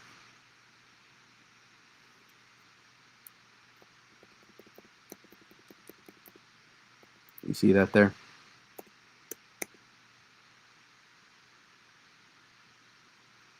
So mid-Atlantic people are gonna love this long range Euro tonight, and coastal Northeast, I guess, as well too. So that's what I'm saying. It's not only the Northeast here. Mid-Atlantic could get in play here this December as well. Not ruling out the Southeast, but I think it's going to be a little bit harder.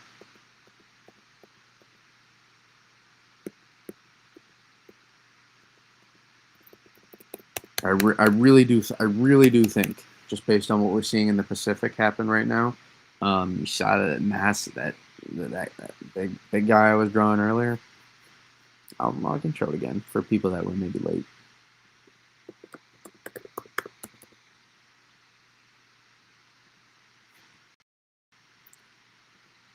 End of next week, very end of the second week of December, I think there could be the potential for a significant snow, like a blockbuster snowstorm. It could very well could be offshore. It very well could be. And there's a smallest chance always it could be in inland solution as well. Very slight chance. Let's take a look here at the Pacific. What's going on here? I mean, you'll see that amplification come down in about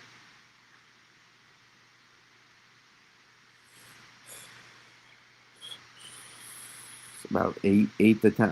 I said what 8 to 10 last. I'm going to go with about eight to 10ish days, roughly 8 to 11 days,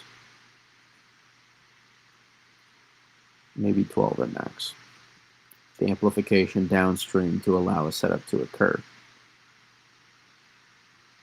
Could it be the end of next week, or could it be early second week? We'll see. Keep an eye. Keep an eye out. Just remember, you heard Brady say it first. No, I'm not the only one. Okay. Watching it. Wonder what the Euro AI did for that guy. I'm gonna never come down. Let me get it down. So suppresses it pretty well. Really presses on everything. Takes until the end of takes until mid-December to get it.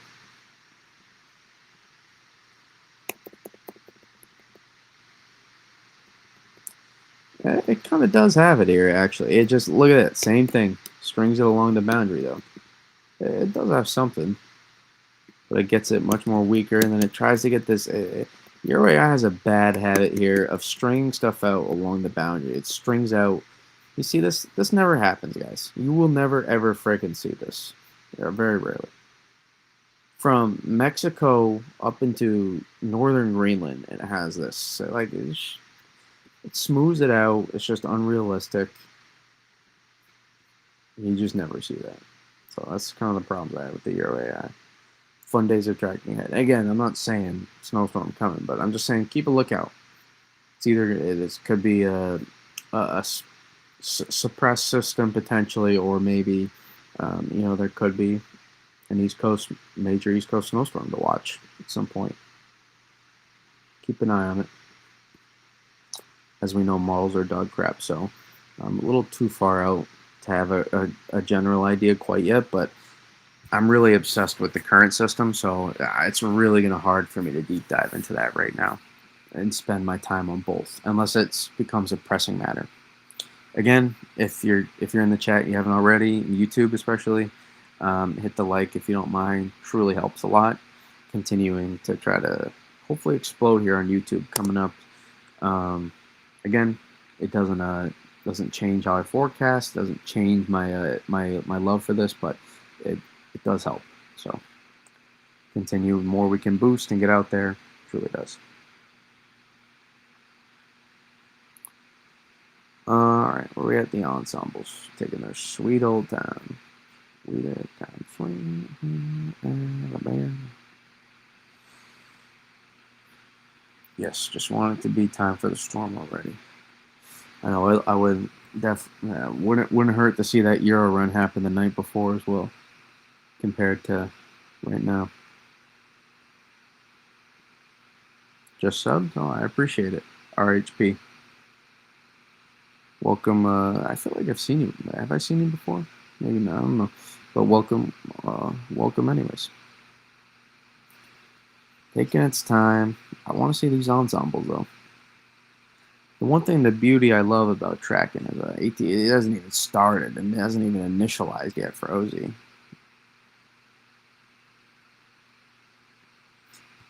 The one thing that I love is as we get closer, I don't have to stay up as late every single time. I'm saving more time.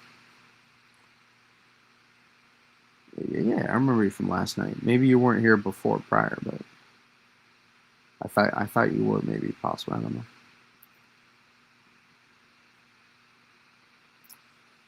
Let me take a look at those panels again. I guess I know we looked at them earlier, but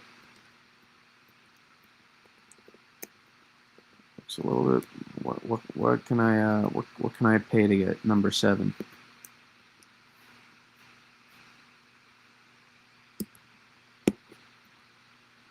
These definitely looked improved from 18Z. If you do care about your Jeffs. Again, I just like I like doing the model analysis itself. So I know sometimes it sounds conflicting given how much we look at models, but that's the best way I can describe it, to look at stuff down the line. And also, I love doing the analysis. Love doing the analysis. But that doesn't mean I hold so much weight on this stuff as well. Let's see if we finally got the Canadians. Yeah, the Canadian.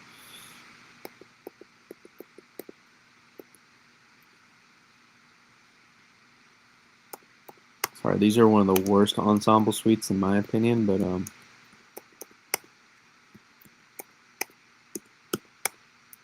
these look alright as well. I don't know what they look like at 12Z, but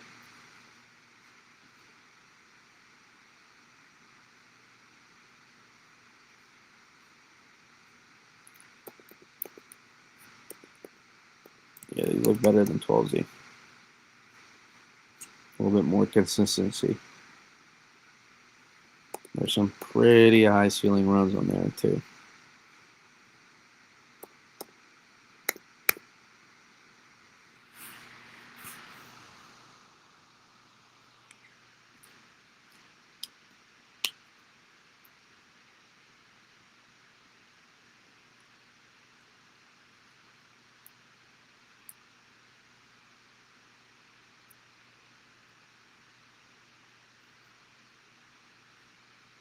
Yeah, I didn't miss any comments.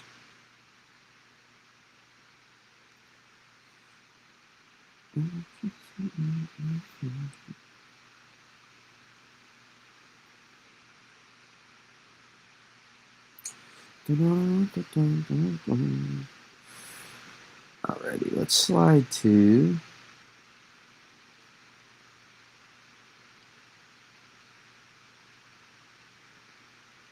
take a look at this, the Canadian AI Enhanced. Let's see how it's going.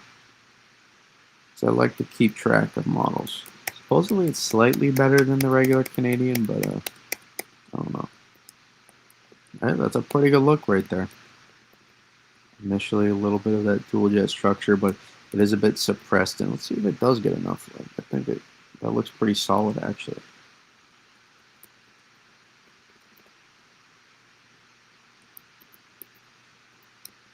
Eventually does consolidate. It does consolidate 700, maybe just a little too late. But yeah. So like that's what the GFS is kind of doing that as well though. Where it's like developing 700 on top. Even though like really, like if I'm looking at this,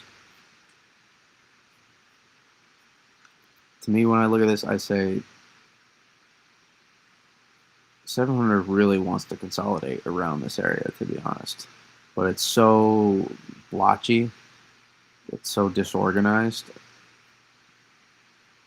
Um, it's like going all around. I would be surprised to see it that disorganized. And what it really does is allow to push warm air above the surface a little bit further. So that's why you see some sleet. I saw questions about ice last night. This is not going to be a massive ice storm. Just won't be. Models always overdo it in the medium range. So keep an eye. I don't know if how consistent this thing has been though. You can see it consolidate at all. You can definitely see it consolidate a little bit better. And you see though, even though that was more north, it's actually not. Just consolidates the energy better. Versus this. It's about the same, you see, but even though it looks more north, it's really not.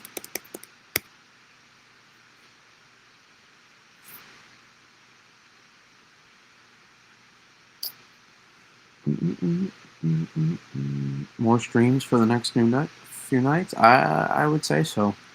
I'd expect it. Hopefully a little earlier tomorrow night.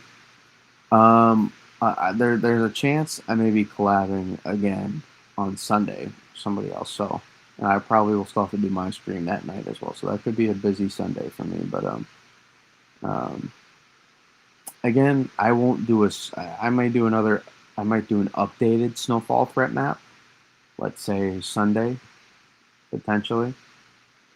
But I won't do my snowfall map until the night before, typically.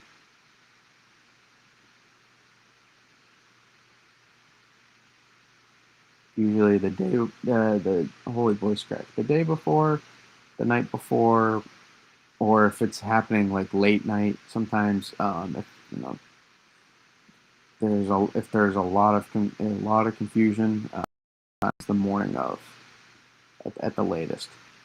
But again, even though at that point, it's not like I'm just like not talking about what I'm doing. At that point, I've likely put out some sort of threat map already. I've put out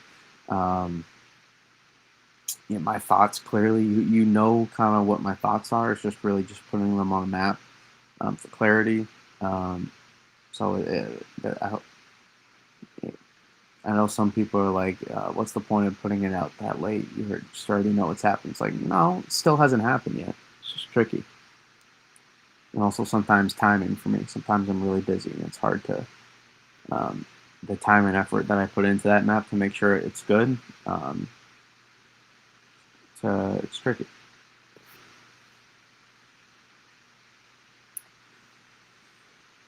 The new Euro showing an Arctic blast. Yeah, it is. There is going to be a significant Arctic plunge. Well, the polar vortex, like we know, is happening. Potential more lake effect too next week.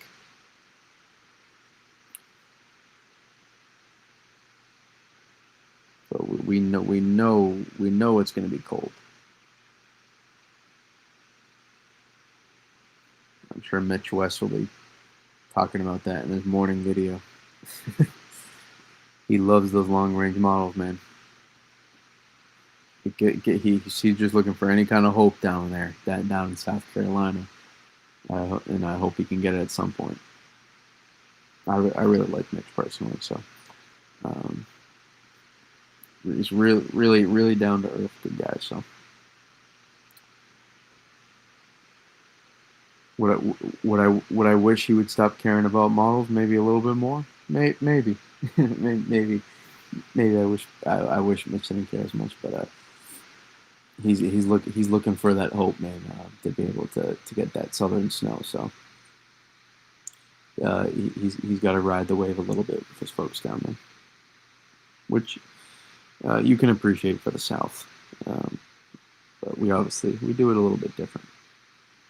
Mitch might lose his mind, always rooting for yeah, same here. But yeah, there is going to be some pretty Arctic air in place due to the polar vortex disruption we've been talking about for weeks. Mitch needs to move north. Yeah, he does. Come on up, Mitch. Come on up. Yep, I very much like Mitch too. Temperatures.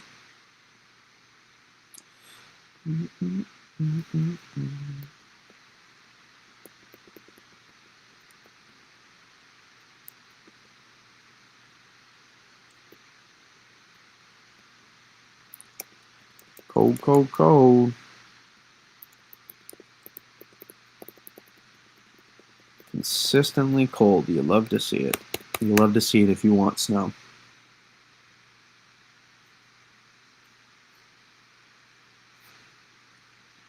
All right, let's check our ensembles again now.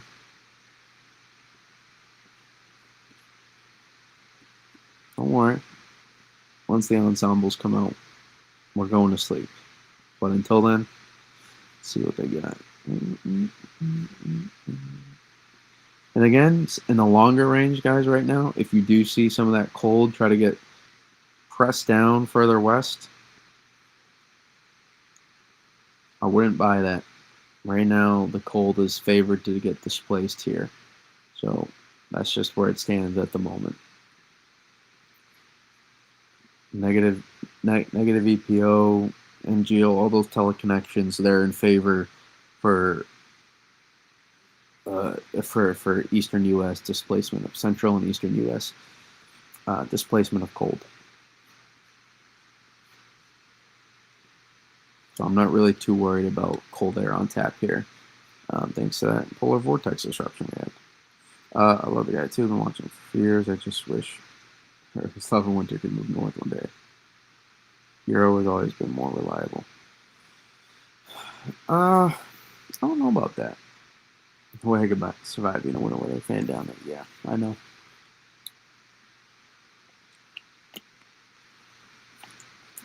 I will say though, there is something about basking in the sunlight in the south though, and enjoying that warmth. I don't know what it is. I don't know what it is. So, something about that. It's just enjoyable. It's good positivity for the body and the mind. Let's take a look here.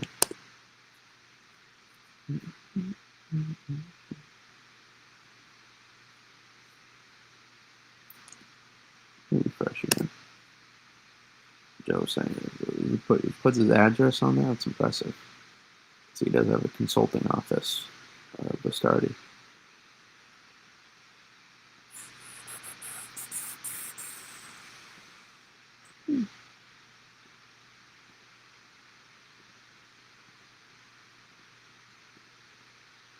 Yep, looks like the euro will be just slightly more amplified, maybe, if I had to guess. Just slightly, some of the ensemble members. And again, that's not a bad thing. It really doesn't, like, guys, in the grand scheme of things, it really does not matter. Unless we were to see some epic trend here in either way, which I don't think we are. Just don't think it calls for that.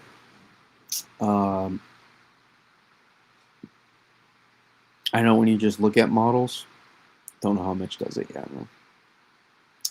I know when you just look at models, sometimes you're worried about, oh man, can we do some crazy trend here or there? There's still so much time, technically, in theory.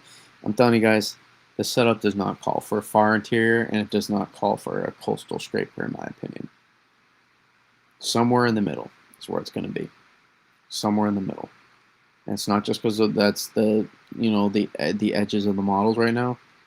And even then, the most coastal scraper, the Euro AI, still puts down what, a good swath of 3 to 6, right? That floor we were talking about, like that's your floor. And it's been I really think models have done a great job, in my opinion. I think models have done a great job, if depending on how you look at them as tools. They've done a great job at highlighting the potential scenarios. That's what they're supposed to freaking do. It's not supposed to be. You guys look at it as like every run. Here's the problem. You guys look at it as every run we get closer, it's supposed to be more accurate. No, every run as we get closer, still, there was something in each new scenario that when it got printed out completely, that's the scenario it highlighted. You gotta remember that. Just keep that in mind. It's highlighting a scenario every single new model run, and every time it will highlight a new one. Oh, good lord. Easier. It's juicy. The Euro ensembles are juicy, man, too. They are freaking juicy. That is juice. Wow. Love to see it. Love to freaking see it. Euro AI ensembles as well. Skips in between.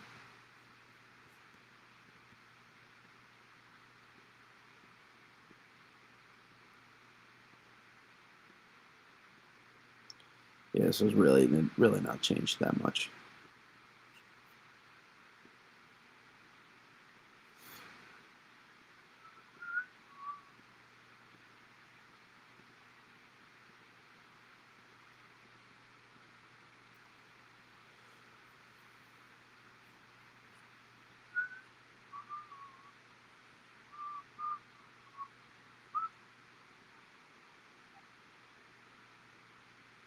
Yeah, what a great run from the Euro Ensembles as well, right there. Finally saw the Euro and had to come back. Hey, damn right you did, Twisted. What you been doing? Keep saying, man, you want to be on these watching these streams. Where's my moderator at? Where's my moderator at, Twisted?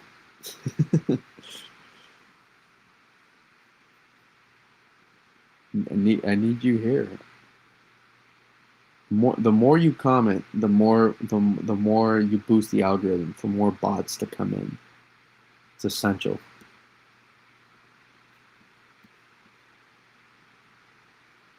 But yeah, we had a banger of a Euro run. We had a pretty solid reaction to it too.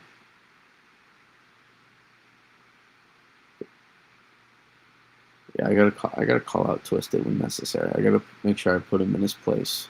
He needs to know. He needs to know where he sits on the totem pole. It's too big into his britches sometimes.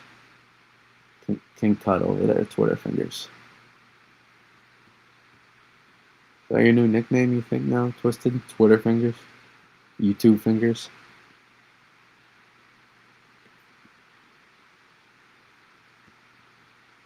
Stranger Things season 5 episode 2 need my full attention.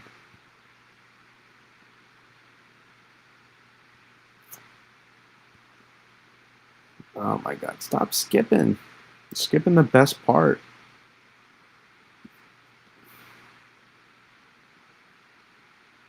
Well, where are these panels at? These panels always take forever.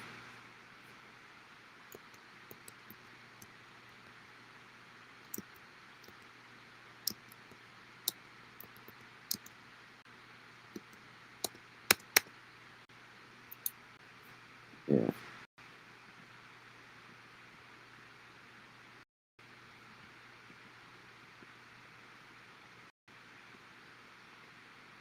What was it? Philly calling what would always call Nelson Aguilar Butterfingers? Your Twitter fingers. Nelson Aguilar, if you ever do see this, no disrespect. Thank you for your season of service for the Patriots. Skipping the best part, quote of the day. I know, I gotta see it.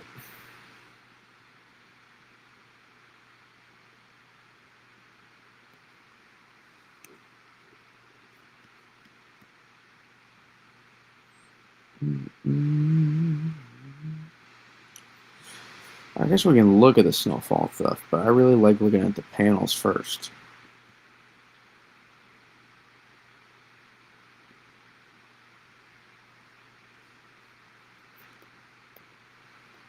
This ain't even out there yet.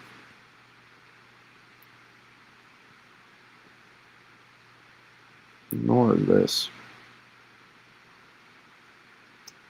Yep, and I'm a bot. Well, Call of Duty bot here. It's not what we want. Get the bots out of here, Twisted. No, I'm just kidding.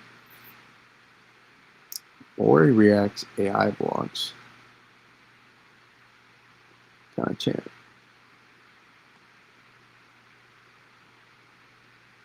React to AI or something? Right, then you gotta react to me then, because I'm AI. I'm an AI generated person here. Panels will load at about 6 or 7 a.m. probably. Of course you're going for the joke, Twisted. Of course. Of course. Mm-hmm. Mm-hmm.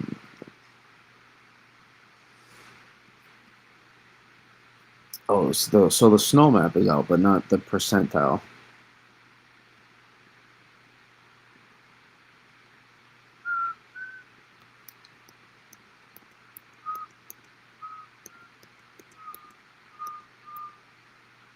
Did it bump? It looks.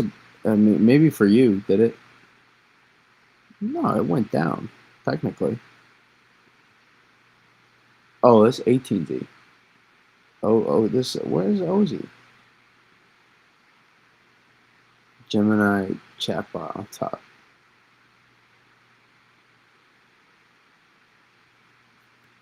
No, you must be looking at COD Dupig or something, or Pivotal. Because this ain't even out yet. What are we doing here, Weatherbell? You got none of this available?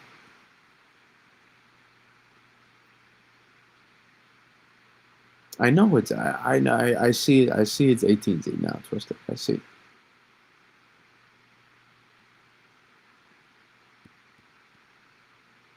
You got it easy there, Twitter fingers. Wait for me. Wait for me to finish my analysis. I think Twitter fingers is gonna stick. Sorry, Twisted.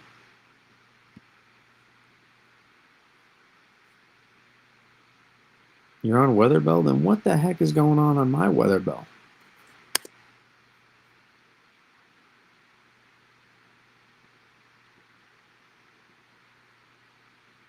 What is this egregiousness? Isn't the OZ is out already.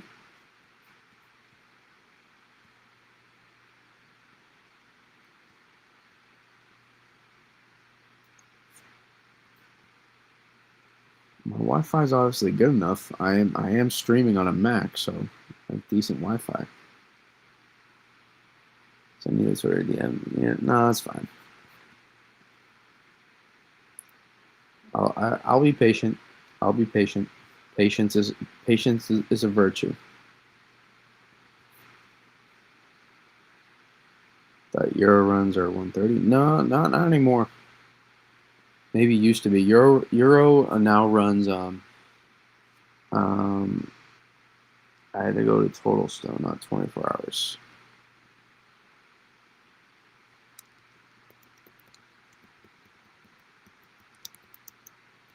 And then you look at the Euro Ensemble mean guys too. Oh man. Are you kidding me? For like 4 days out? Guys, I'm telling you, I told you that OZ. This is some tweet worthy content here. This is some tweet worthy content.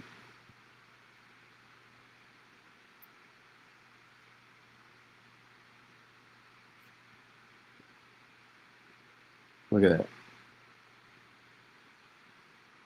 The 12, it's combining it. Hey now, hey. Oh, you are right. Yeah, those are juiced up too. Total snow. I have it. Here we go. Yeah. Juiced. Do we live tweet her? Do we live tweet it? I think we got to. We're gonna go off the initial. I want to keep it because here's one thing I already am on my profile. Here's one thing I don't love is people take these ensemble maps so out of context or not understanding, and it's really tough. It's really tough sometimes. So we'll quote tweet this again, not just Potter, but this has got to be live tweet. I really would love to get the panels in this, to be honest, but we could do a separate one if we had to. Let's get those clicks, baby. Let's get those clicks. There we go. That's all. That's all. Only why we're doing it.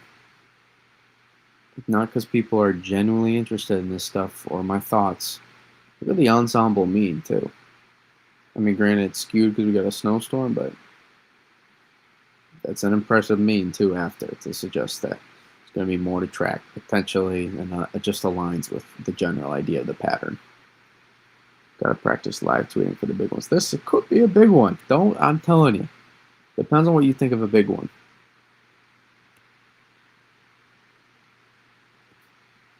Is this 24-hour thing load out yet? Because I would love it. I think it would work better.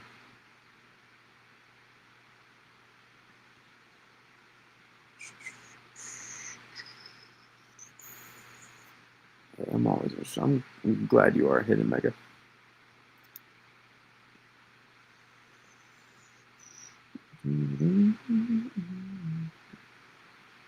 Is it there yet? Yeah, now we're talking.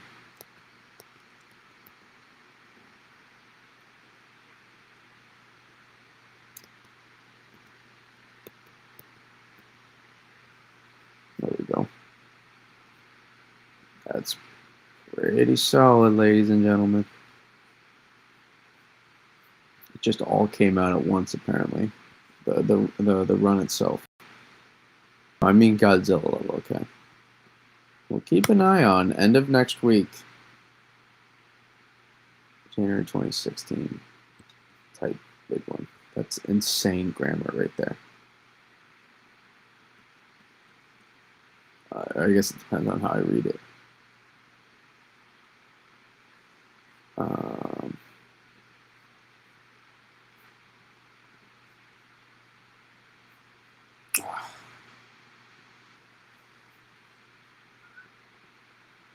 I can be patient. I can wait.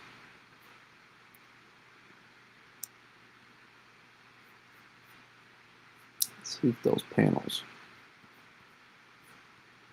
I'm so tired right now.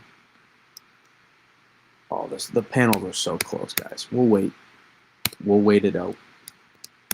I just like providing more context. I think the panels are good for you to visibly see kind of the spread. Let me look at the percentile here. Are these loaded out yet? It's half. That's the 50 percentile look. So that's not just like sometimes the mean can skew it out. The mean gives you a good idea there. Well, I guess it's the same, pretty similar thing as the mean. 75 percentile. Look at that. Look at that mean there. So again, that's not the highest ceiling, but that shows you like kind of what you can. Yeah, that's what she or he said. Whatever you're into. Total snow panels are out. Okay, yeah, I guess we can use that then. But I do like seeing the 6 hour by 6 hour stuff too. I can visually see it better. But this shows you like kind of that mid to higher range ceiling, so it's not really that highest ceiling, so to say. And then this is like your highest ceiling scenarios. And look at that, son of a, that is impressive. So that's your higher ceiling. So this is your top 10%, basically the 90th percentile. And look at that, guys, juiced, juicy. Juicy J. Look at that. Bigger and more. Or not. Slightly further southeast, whatever you make of that, and more. Doesn't really matter. Actually, it just looks more confined, to be honest. It looks like just a little spread, is what I would say, than anything else. January was gorgeous for you. I mean, hey, I went from a 1 to 3 inch forecast to seeing 5.5 inches of snow. So, and I think the same could be said about New York City, going from like an 8 to 12 forecast, right, to seeing 24 to 30 inches.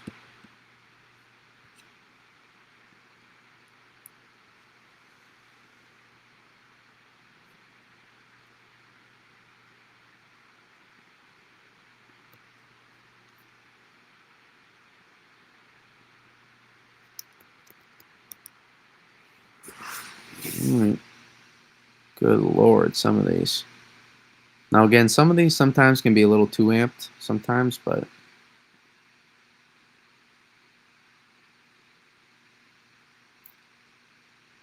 pretty juiced, man. Pretty juiced. Can't lie.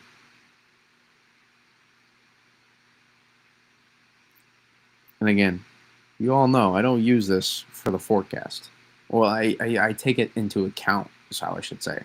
But this isn't what's driving my forecast. You guys know what's driving my forecast. I've been saying it now for days. And we're kind of seeing this confine right along where I'm saying. It's a pretty good spot to be in. I really love that our best ensemble, the AIFS 2, this is what it's kind of leaning on.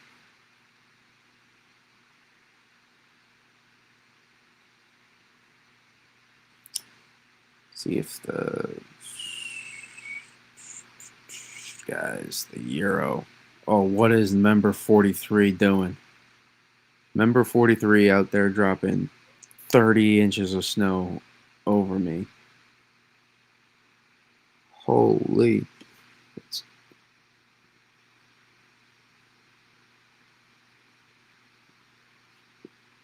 No, I dropped 3 feet.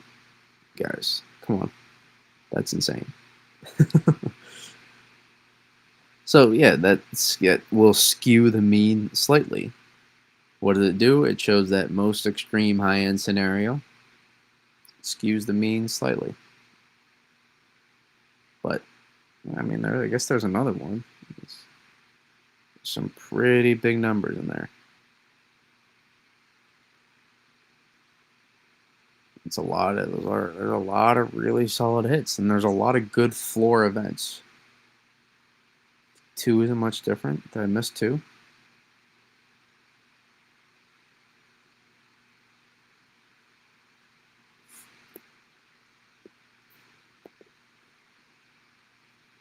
Oh yeah, no, I mentioned it.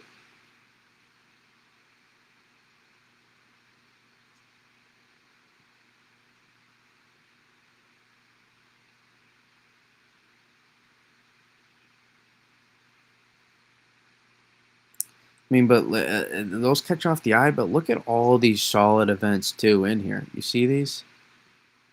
Solid, solid, solid.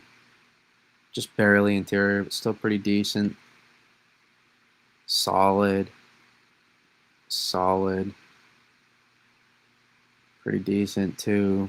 Not bad. Lower floor, kind of. Like, none of these are showing nothing. Solid, solid.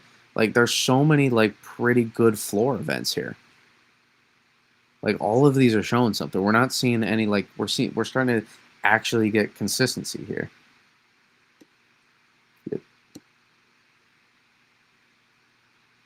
There's a lot of good floor events here.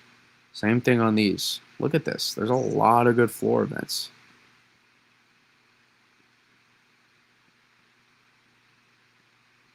And you have your higher ceiling ones as well. And that's really good. That's fantastic.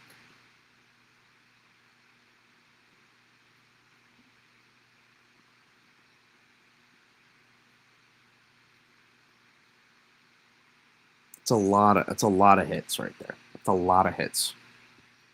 It's really good consistency, which is what we want to see. We want to see the ensembles, especially in the medium range, start to line up as we get closer with this. So, and obviously you can see there's a fair amount of models that are highlighting something like what we saw on the operational, if not stronger.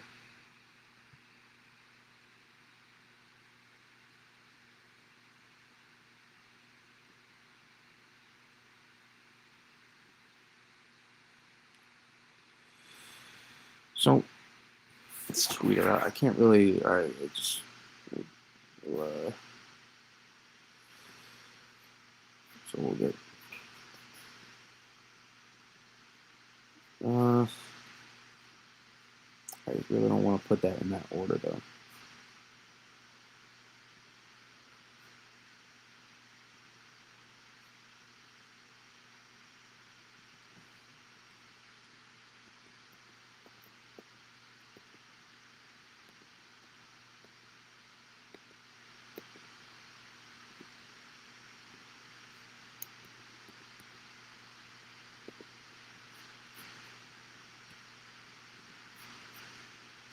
Live tweet time.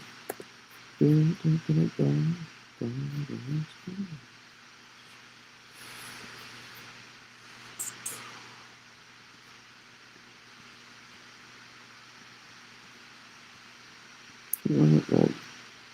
know which one I chose.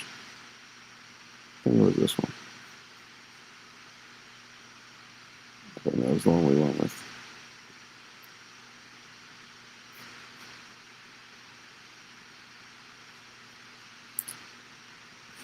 Certainly picked the right time. So down, crazy time.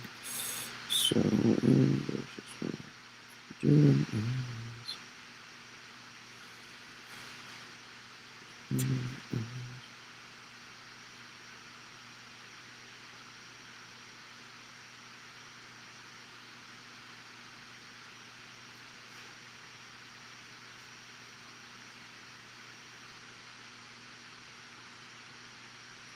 Sorry, I was looking for something.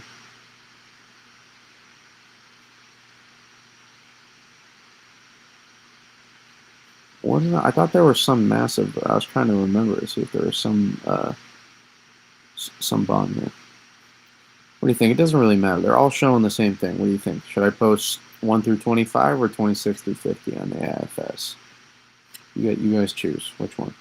I don't really care, to be honest, because I was just looking for see if there was a biggie on it.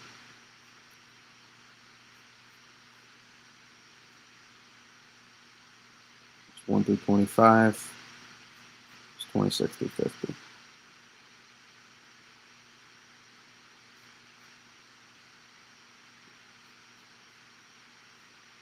You want 1 through 25? So be it.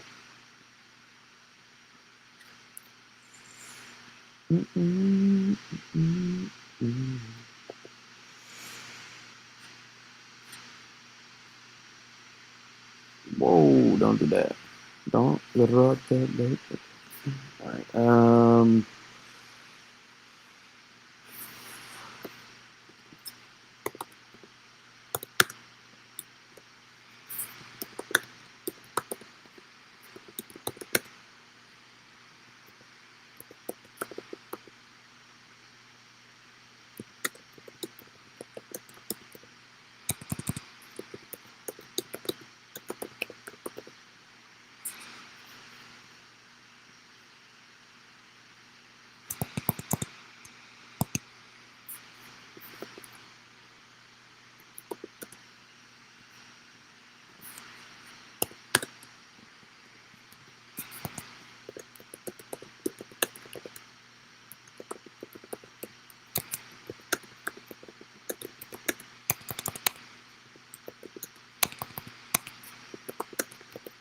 can't type. It's 1:30 in the morning. Go back to you.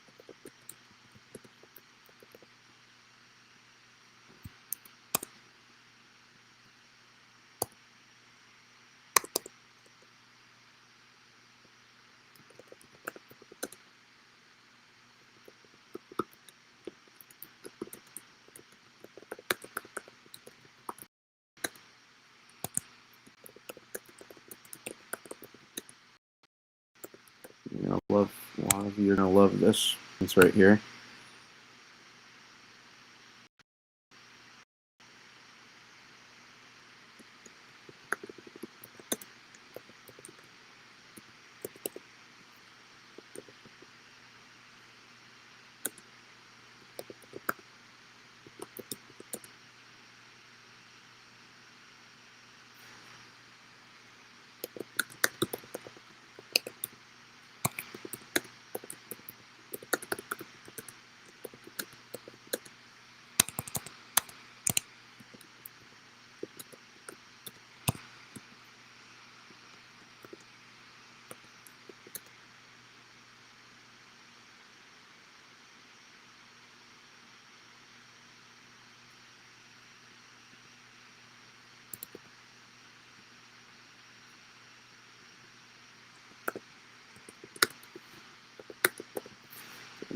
Something happening.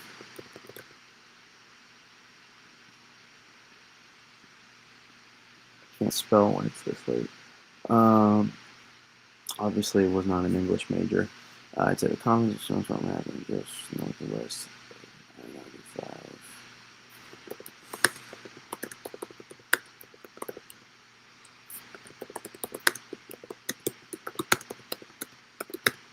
Right? It's not an ego thing when I say this. I'm just trying to make a point. Like, yeah, I'm not just like buying into models and like making it seem like I'm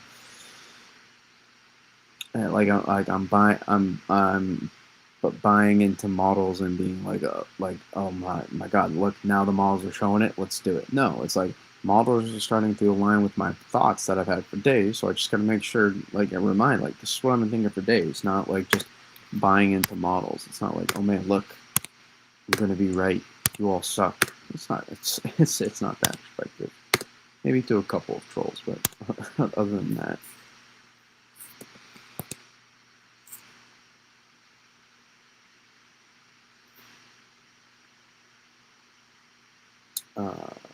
Just like that I highlighted for days now.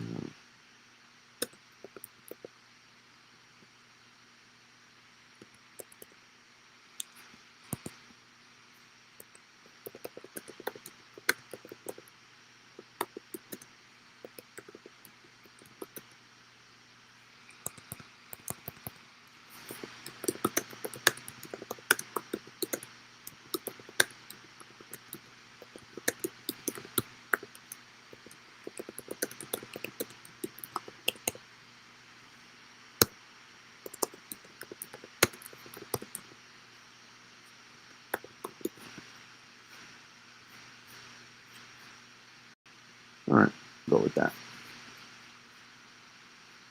That should be safe enough to avoid enough troll comments here.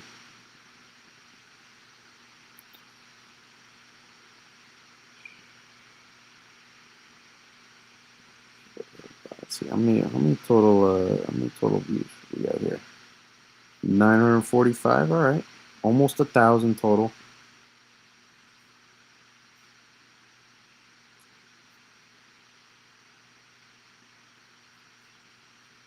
Should I buy the milk, bread, and eggs now or later? Um, how about every day?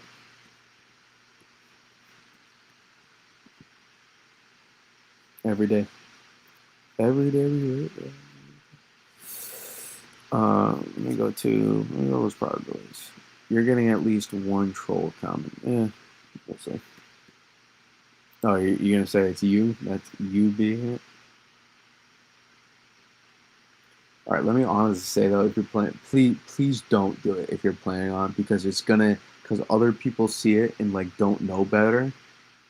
Like there's some obvious ones on like some of the less important posts. I really don't care, but I'm gonna be honest. I don't love when you do it on the on the like the bigger posts that like end up getting more traction, um because like people like don't know better and say, yeah, I agree with that. I agree with that. Let me write my thing too, man. You're a wish caster, you freaking, what is this? It's like, oh my god. It's just,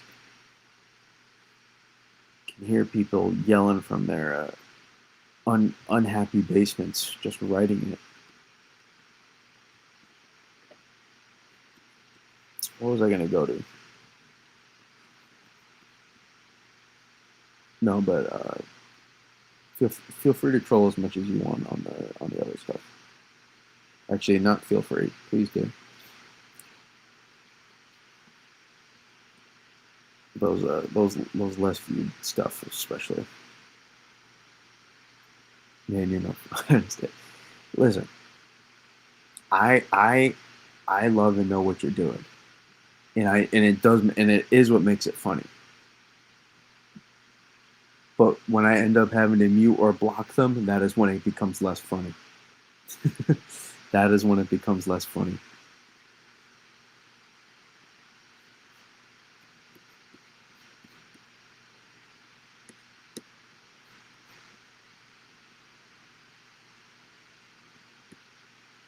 Because you get to sit there and have the fun. Well, I got to sit back and take the crap from the other person.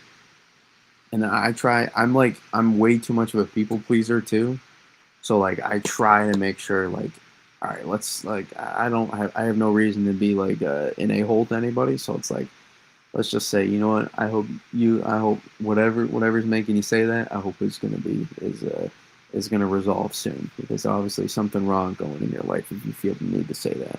And that's one card I always go to because it's usually true. It's usually true.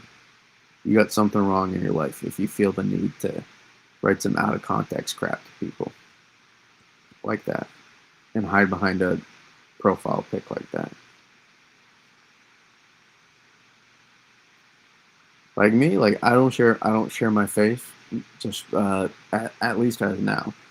We'll see, maybe eventually, but for right now I don't, just 'cause I don't want to deal with all that stuff personal. I don't need people, trying to get, so personal stuff. I don't want that.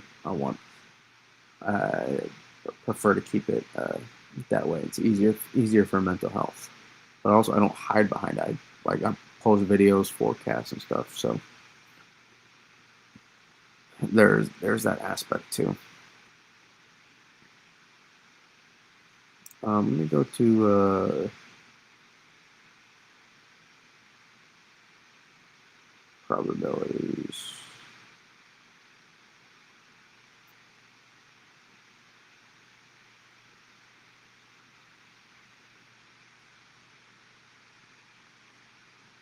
I don't love these, but it's juicy. Look at that Look at the probs in New England now. 70 to 80%.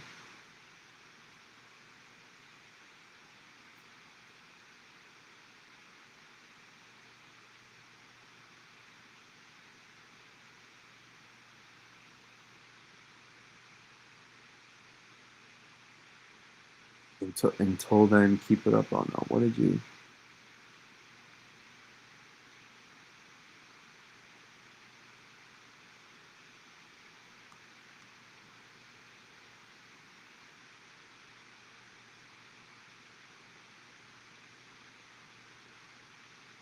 Oh, I hate you. I hate you so much. Because now I have to comment. I have to find a way to politic a comment here. And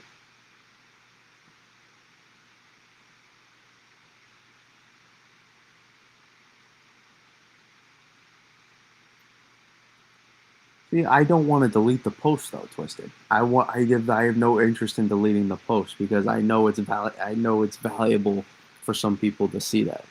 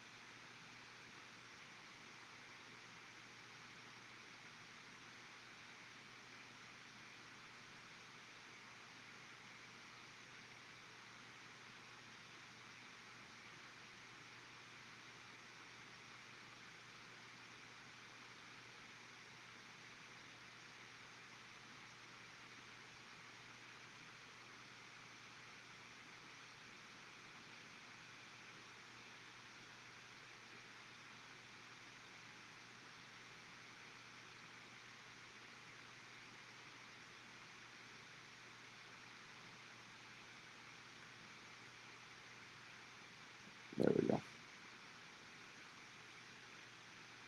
There we go. All right.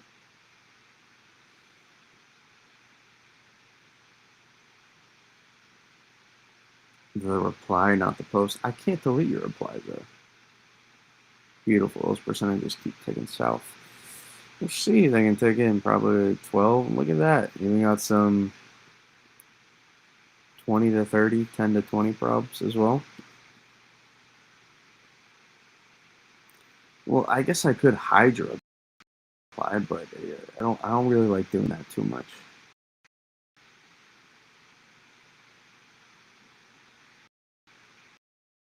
Didn't hide the reply. Let's see. Lock it in. People put in lock it in for the Euro posts.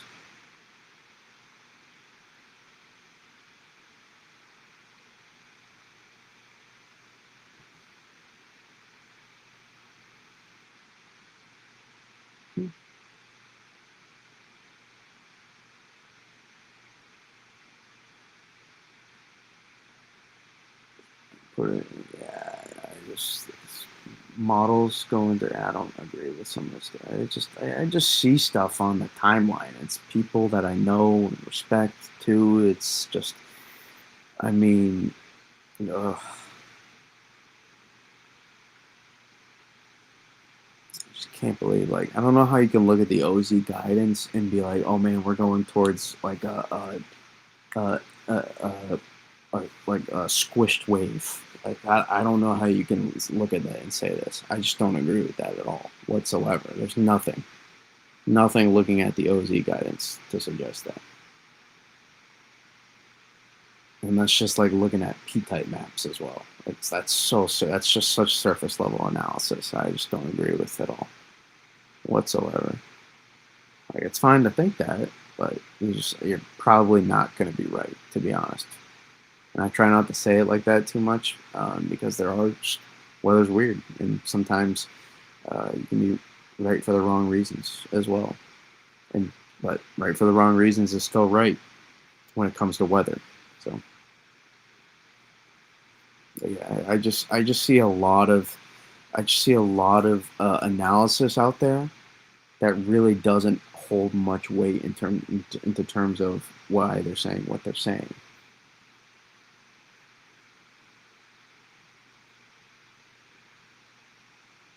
Look at that Euro ensemble too.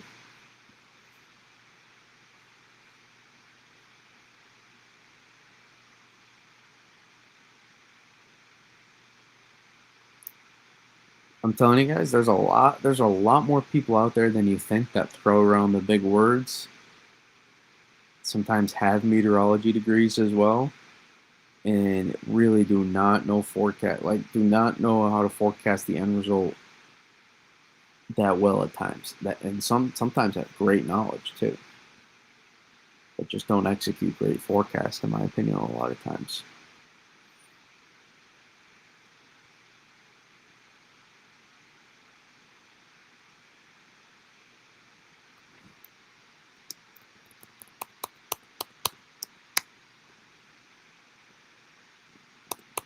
Look at that.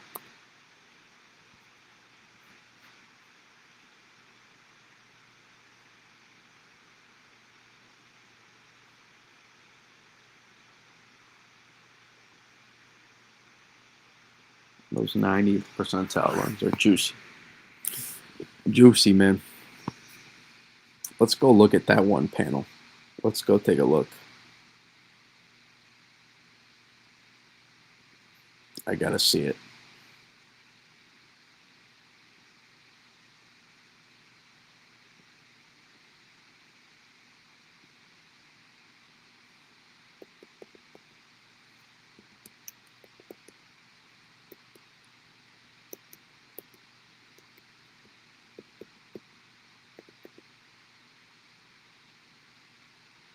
Was it 2 or 7? Or was it 19? I don't know. Which one of these was it? Or was it in this one?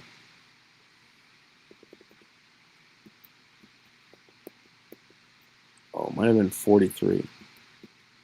I think it's 43.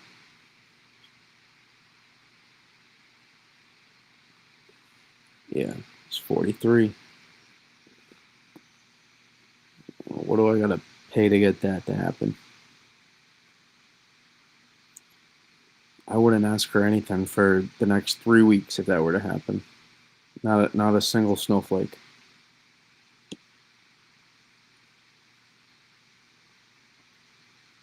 Not until December 23rd. Give me some snow right before Christmas. Give me a white Christmas.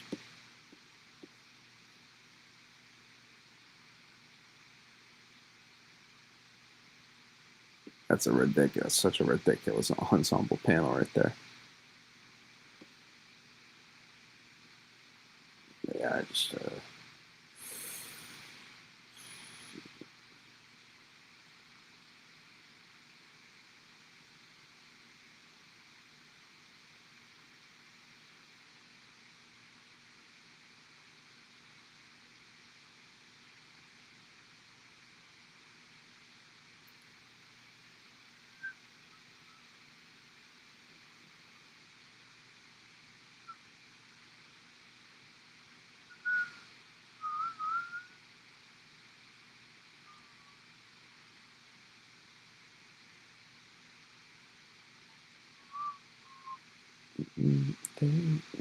but yeah, so pretty solid. There's some pretty solid ensembles tonight, guys. These are some pretty solid looks here. I mean, don't get too much more. Don't get too much more better than this for this range. It's the consistency too. That's the thing. The amount of members.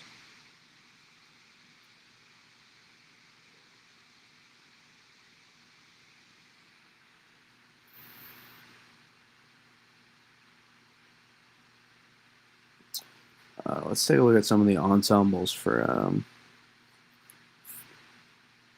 next weekend as well.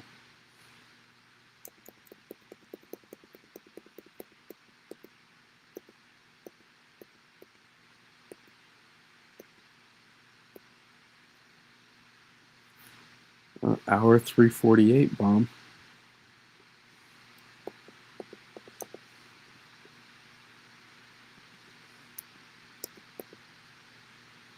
It's like this. Not gonna work.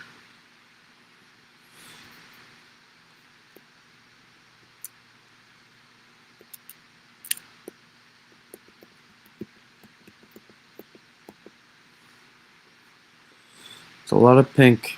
If you like pink, it's pretty good. It's a lot of pink. What's this? This ensemble mean has got to be. I mean, it's got to be high.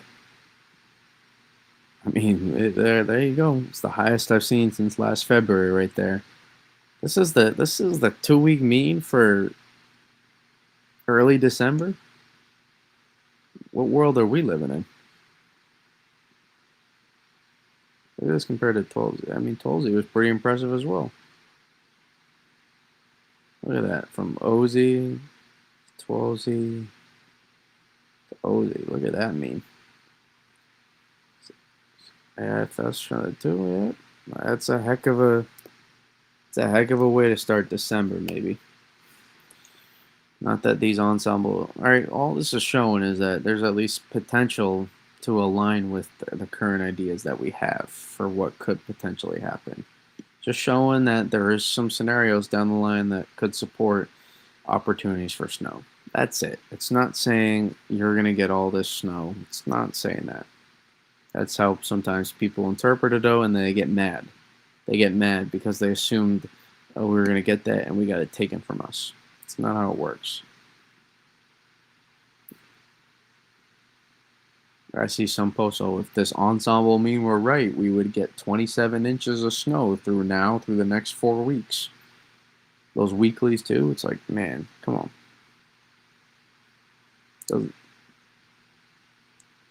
Doesn't take more than like a monkey to know that that's not going to be exactly like that. And then if it is, you're right for the wrong reasons. Again.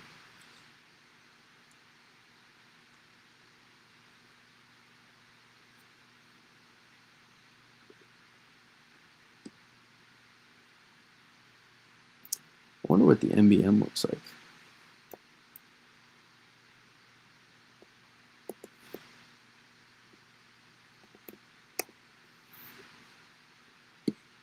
It's tough. It's trying to get a mean of different stuff, so it's harder this far out.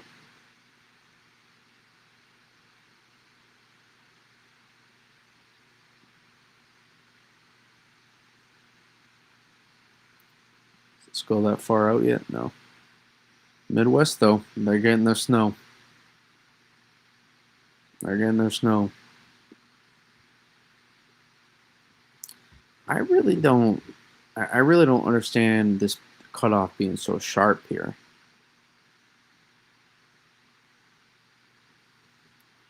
especially along here. And it's not necessarily the rain-snow line either. So I think it could be that could end up being a little bit more smoothed out potentially, but some of those places there. But more LAS, more lake effect snow tonight as well.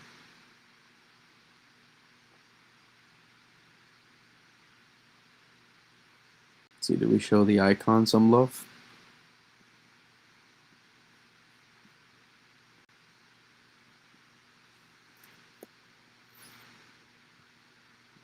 Oh boy. Oh boy, icon.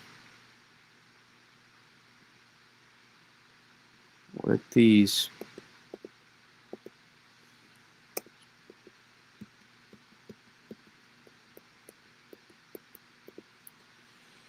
Maybe we still get tidbits for the. Actually, no. Did we get.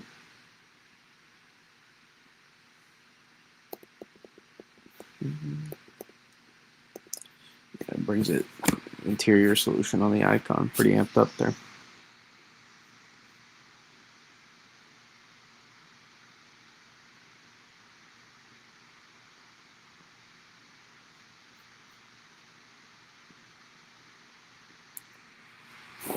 Again, I really think we're in a decent spot here. Let's kind of sum it up. Again, this is not a coastal 95 storm. It's just not. Just not. Doesn't mean some places in New England can't get on the backside. It's just not. You got to be. You're gonna have to be just north or just west of 95, in my opinion, to get some at least especially plowable snow. Um, if we're talking more than just any potential accumulating snow. Uh, but yeah, I just don't. This is maybe the more extreme here, and then even then you'll see though it's not really a coastal storm. So, um, we'll keep an eye. If you're someone who lives like in New York City, for example, you can keep an eye, maybe slight eye on a front end thump, maybe extremely brief. Excuse me, front end thump, but reality is, I think you got to get into Hudson Valley for any legitimate shot for accumulating snow.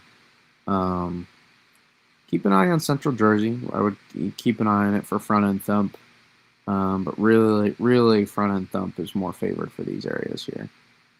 Assuming they're not actually going to even, assuming they are going to change over, even, which it's too hard to say at this point where that's going to happen.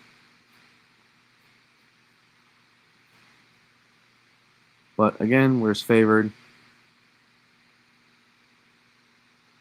And it's really like a connector line here to say that this is the most favored spot.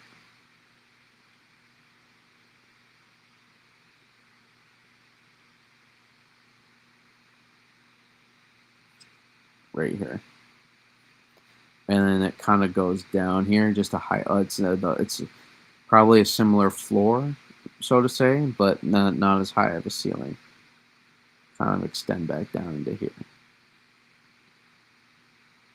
And you probably still can get some good totals into here as well. So that's kind of like a three-part train, so to say, of the total there. Three box cars along the train here. And again, still get accumulating snow. I think you'll get a decent precip shield is where I'll lean at this point. I'm not going to lean on super sharp. There's some merit to potentially it being a little bit sharper, but for me, I'm going to lean towards a little bit more expansive on the interior. And then it will be a sharp cutoff though along this. The difference between seeing heavy snow and no snow will be pretty sharp, especially here in eastern New England potentially. If we do have something a little bit more like the Euro has been advertising for the past day and a half now, it's surprisingly consistent. How consistent the Euro has been, to be honest. So that's not always an important thing for a model to be consistent within a 6 to 4 day range. It's 6 to 4 days out, not 0 days out, 1 day out. So you can see what I mean by that. But again, I like my threat map.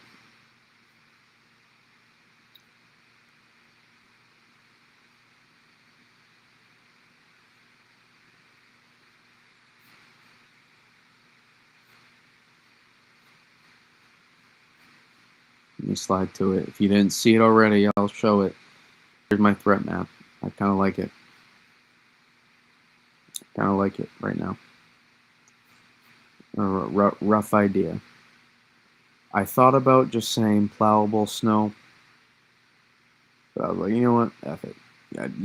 If you have some confidence in what you're doing, let's lean towards it. We can refine it and confine it. It's just a rough idea. It's not the end all be all. So it's not an extreme. It's not an explicit forecast. It's just, what do you think has better odds of seeing that. And really, what I wanted to say was like better chance for 4 to 6 plus inches of snow is actually, believe it or not, what I wanted to say. Like better chance, but people would view that then as he's like forecasting a 4 to 6 inch event, and that's not necessarily what I'm forecasting. And it's a little bit far to explicitly forecast that snowfall range from this point.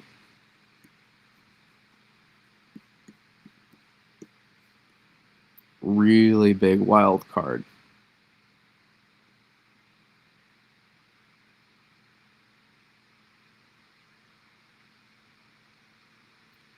For these areas, really big wild card.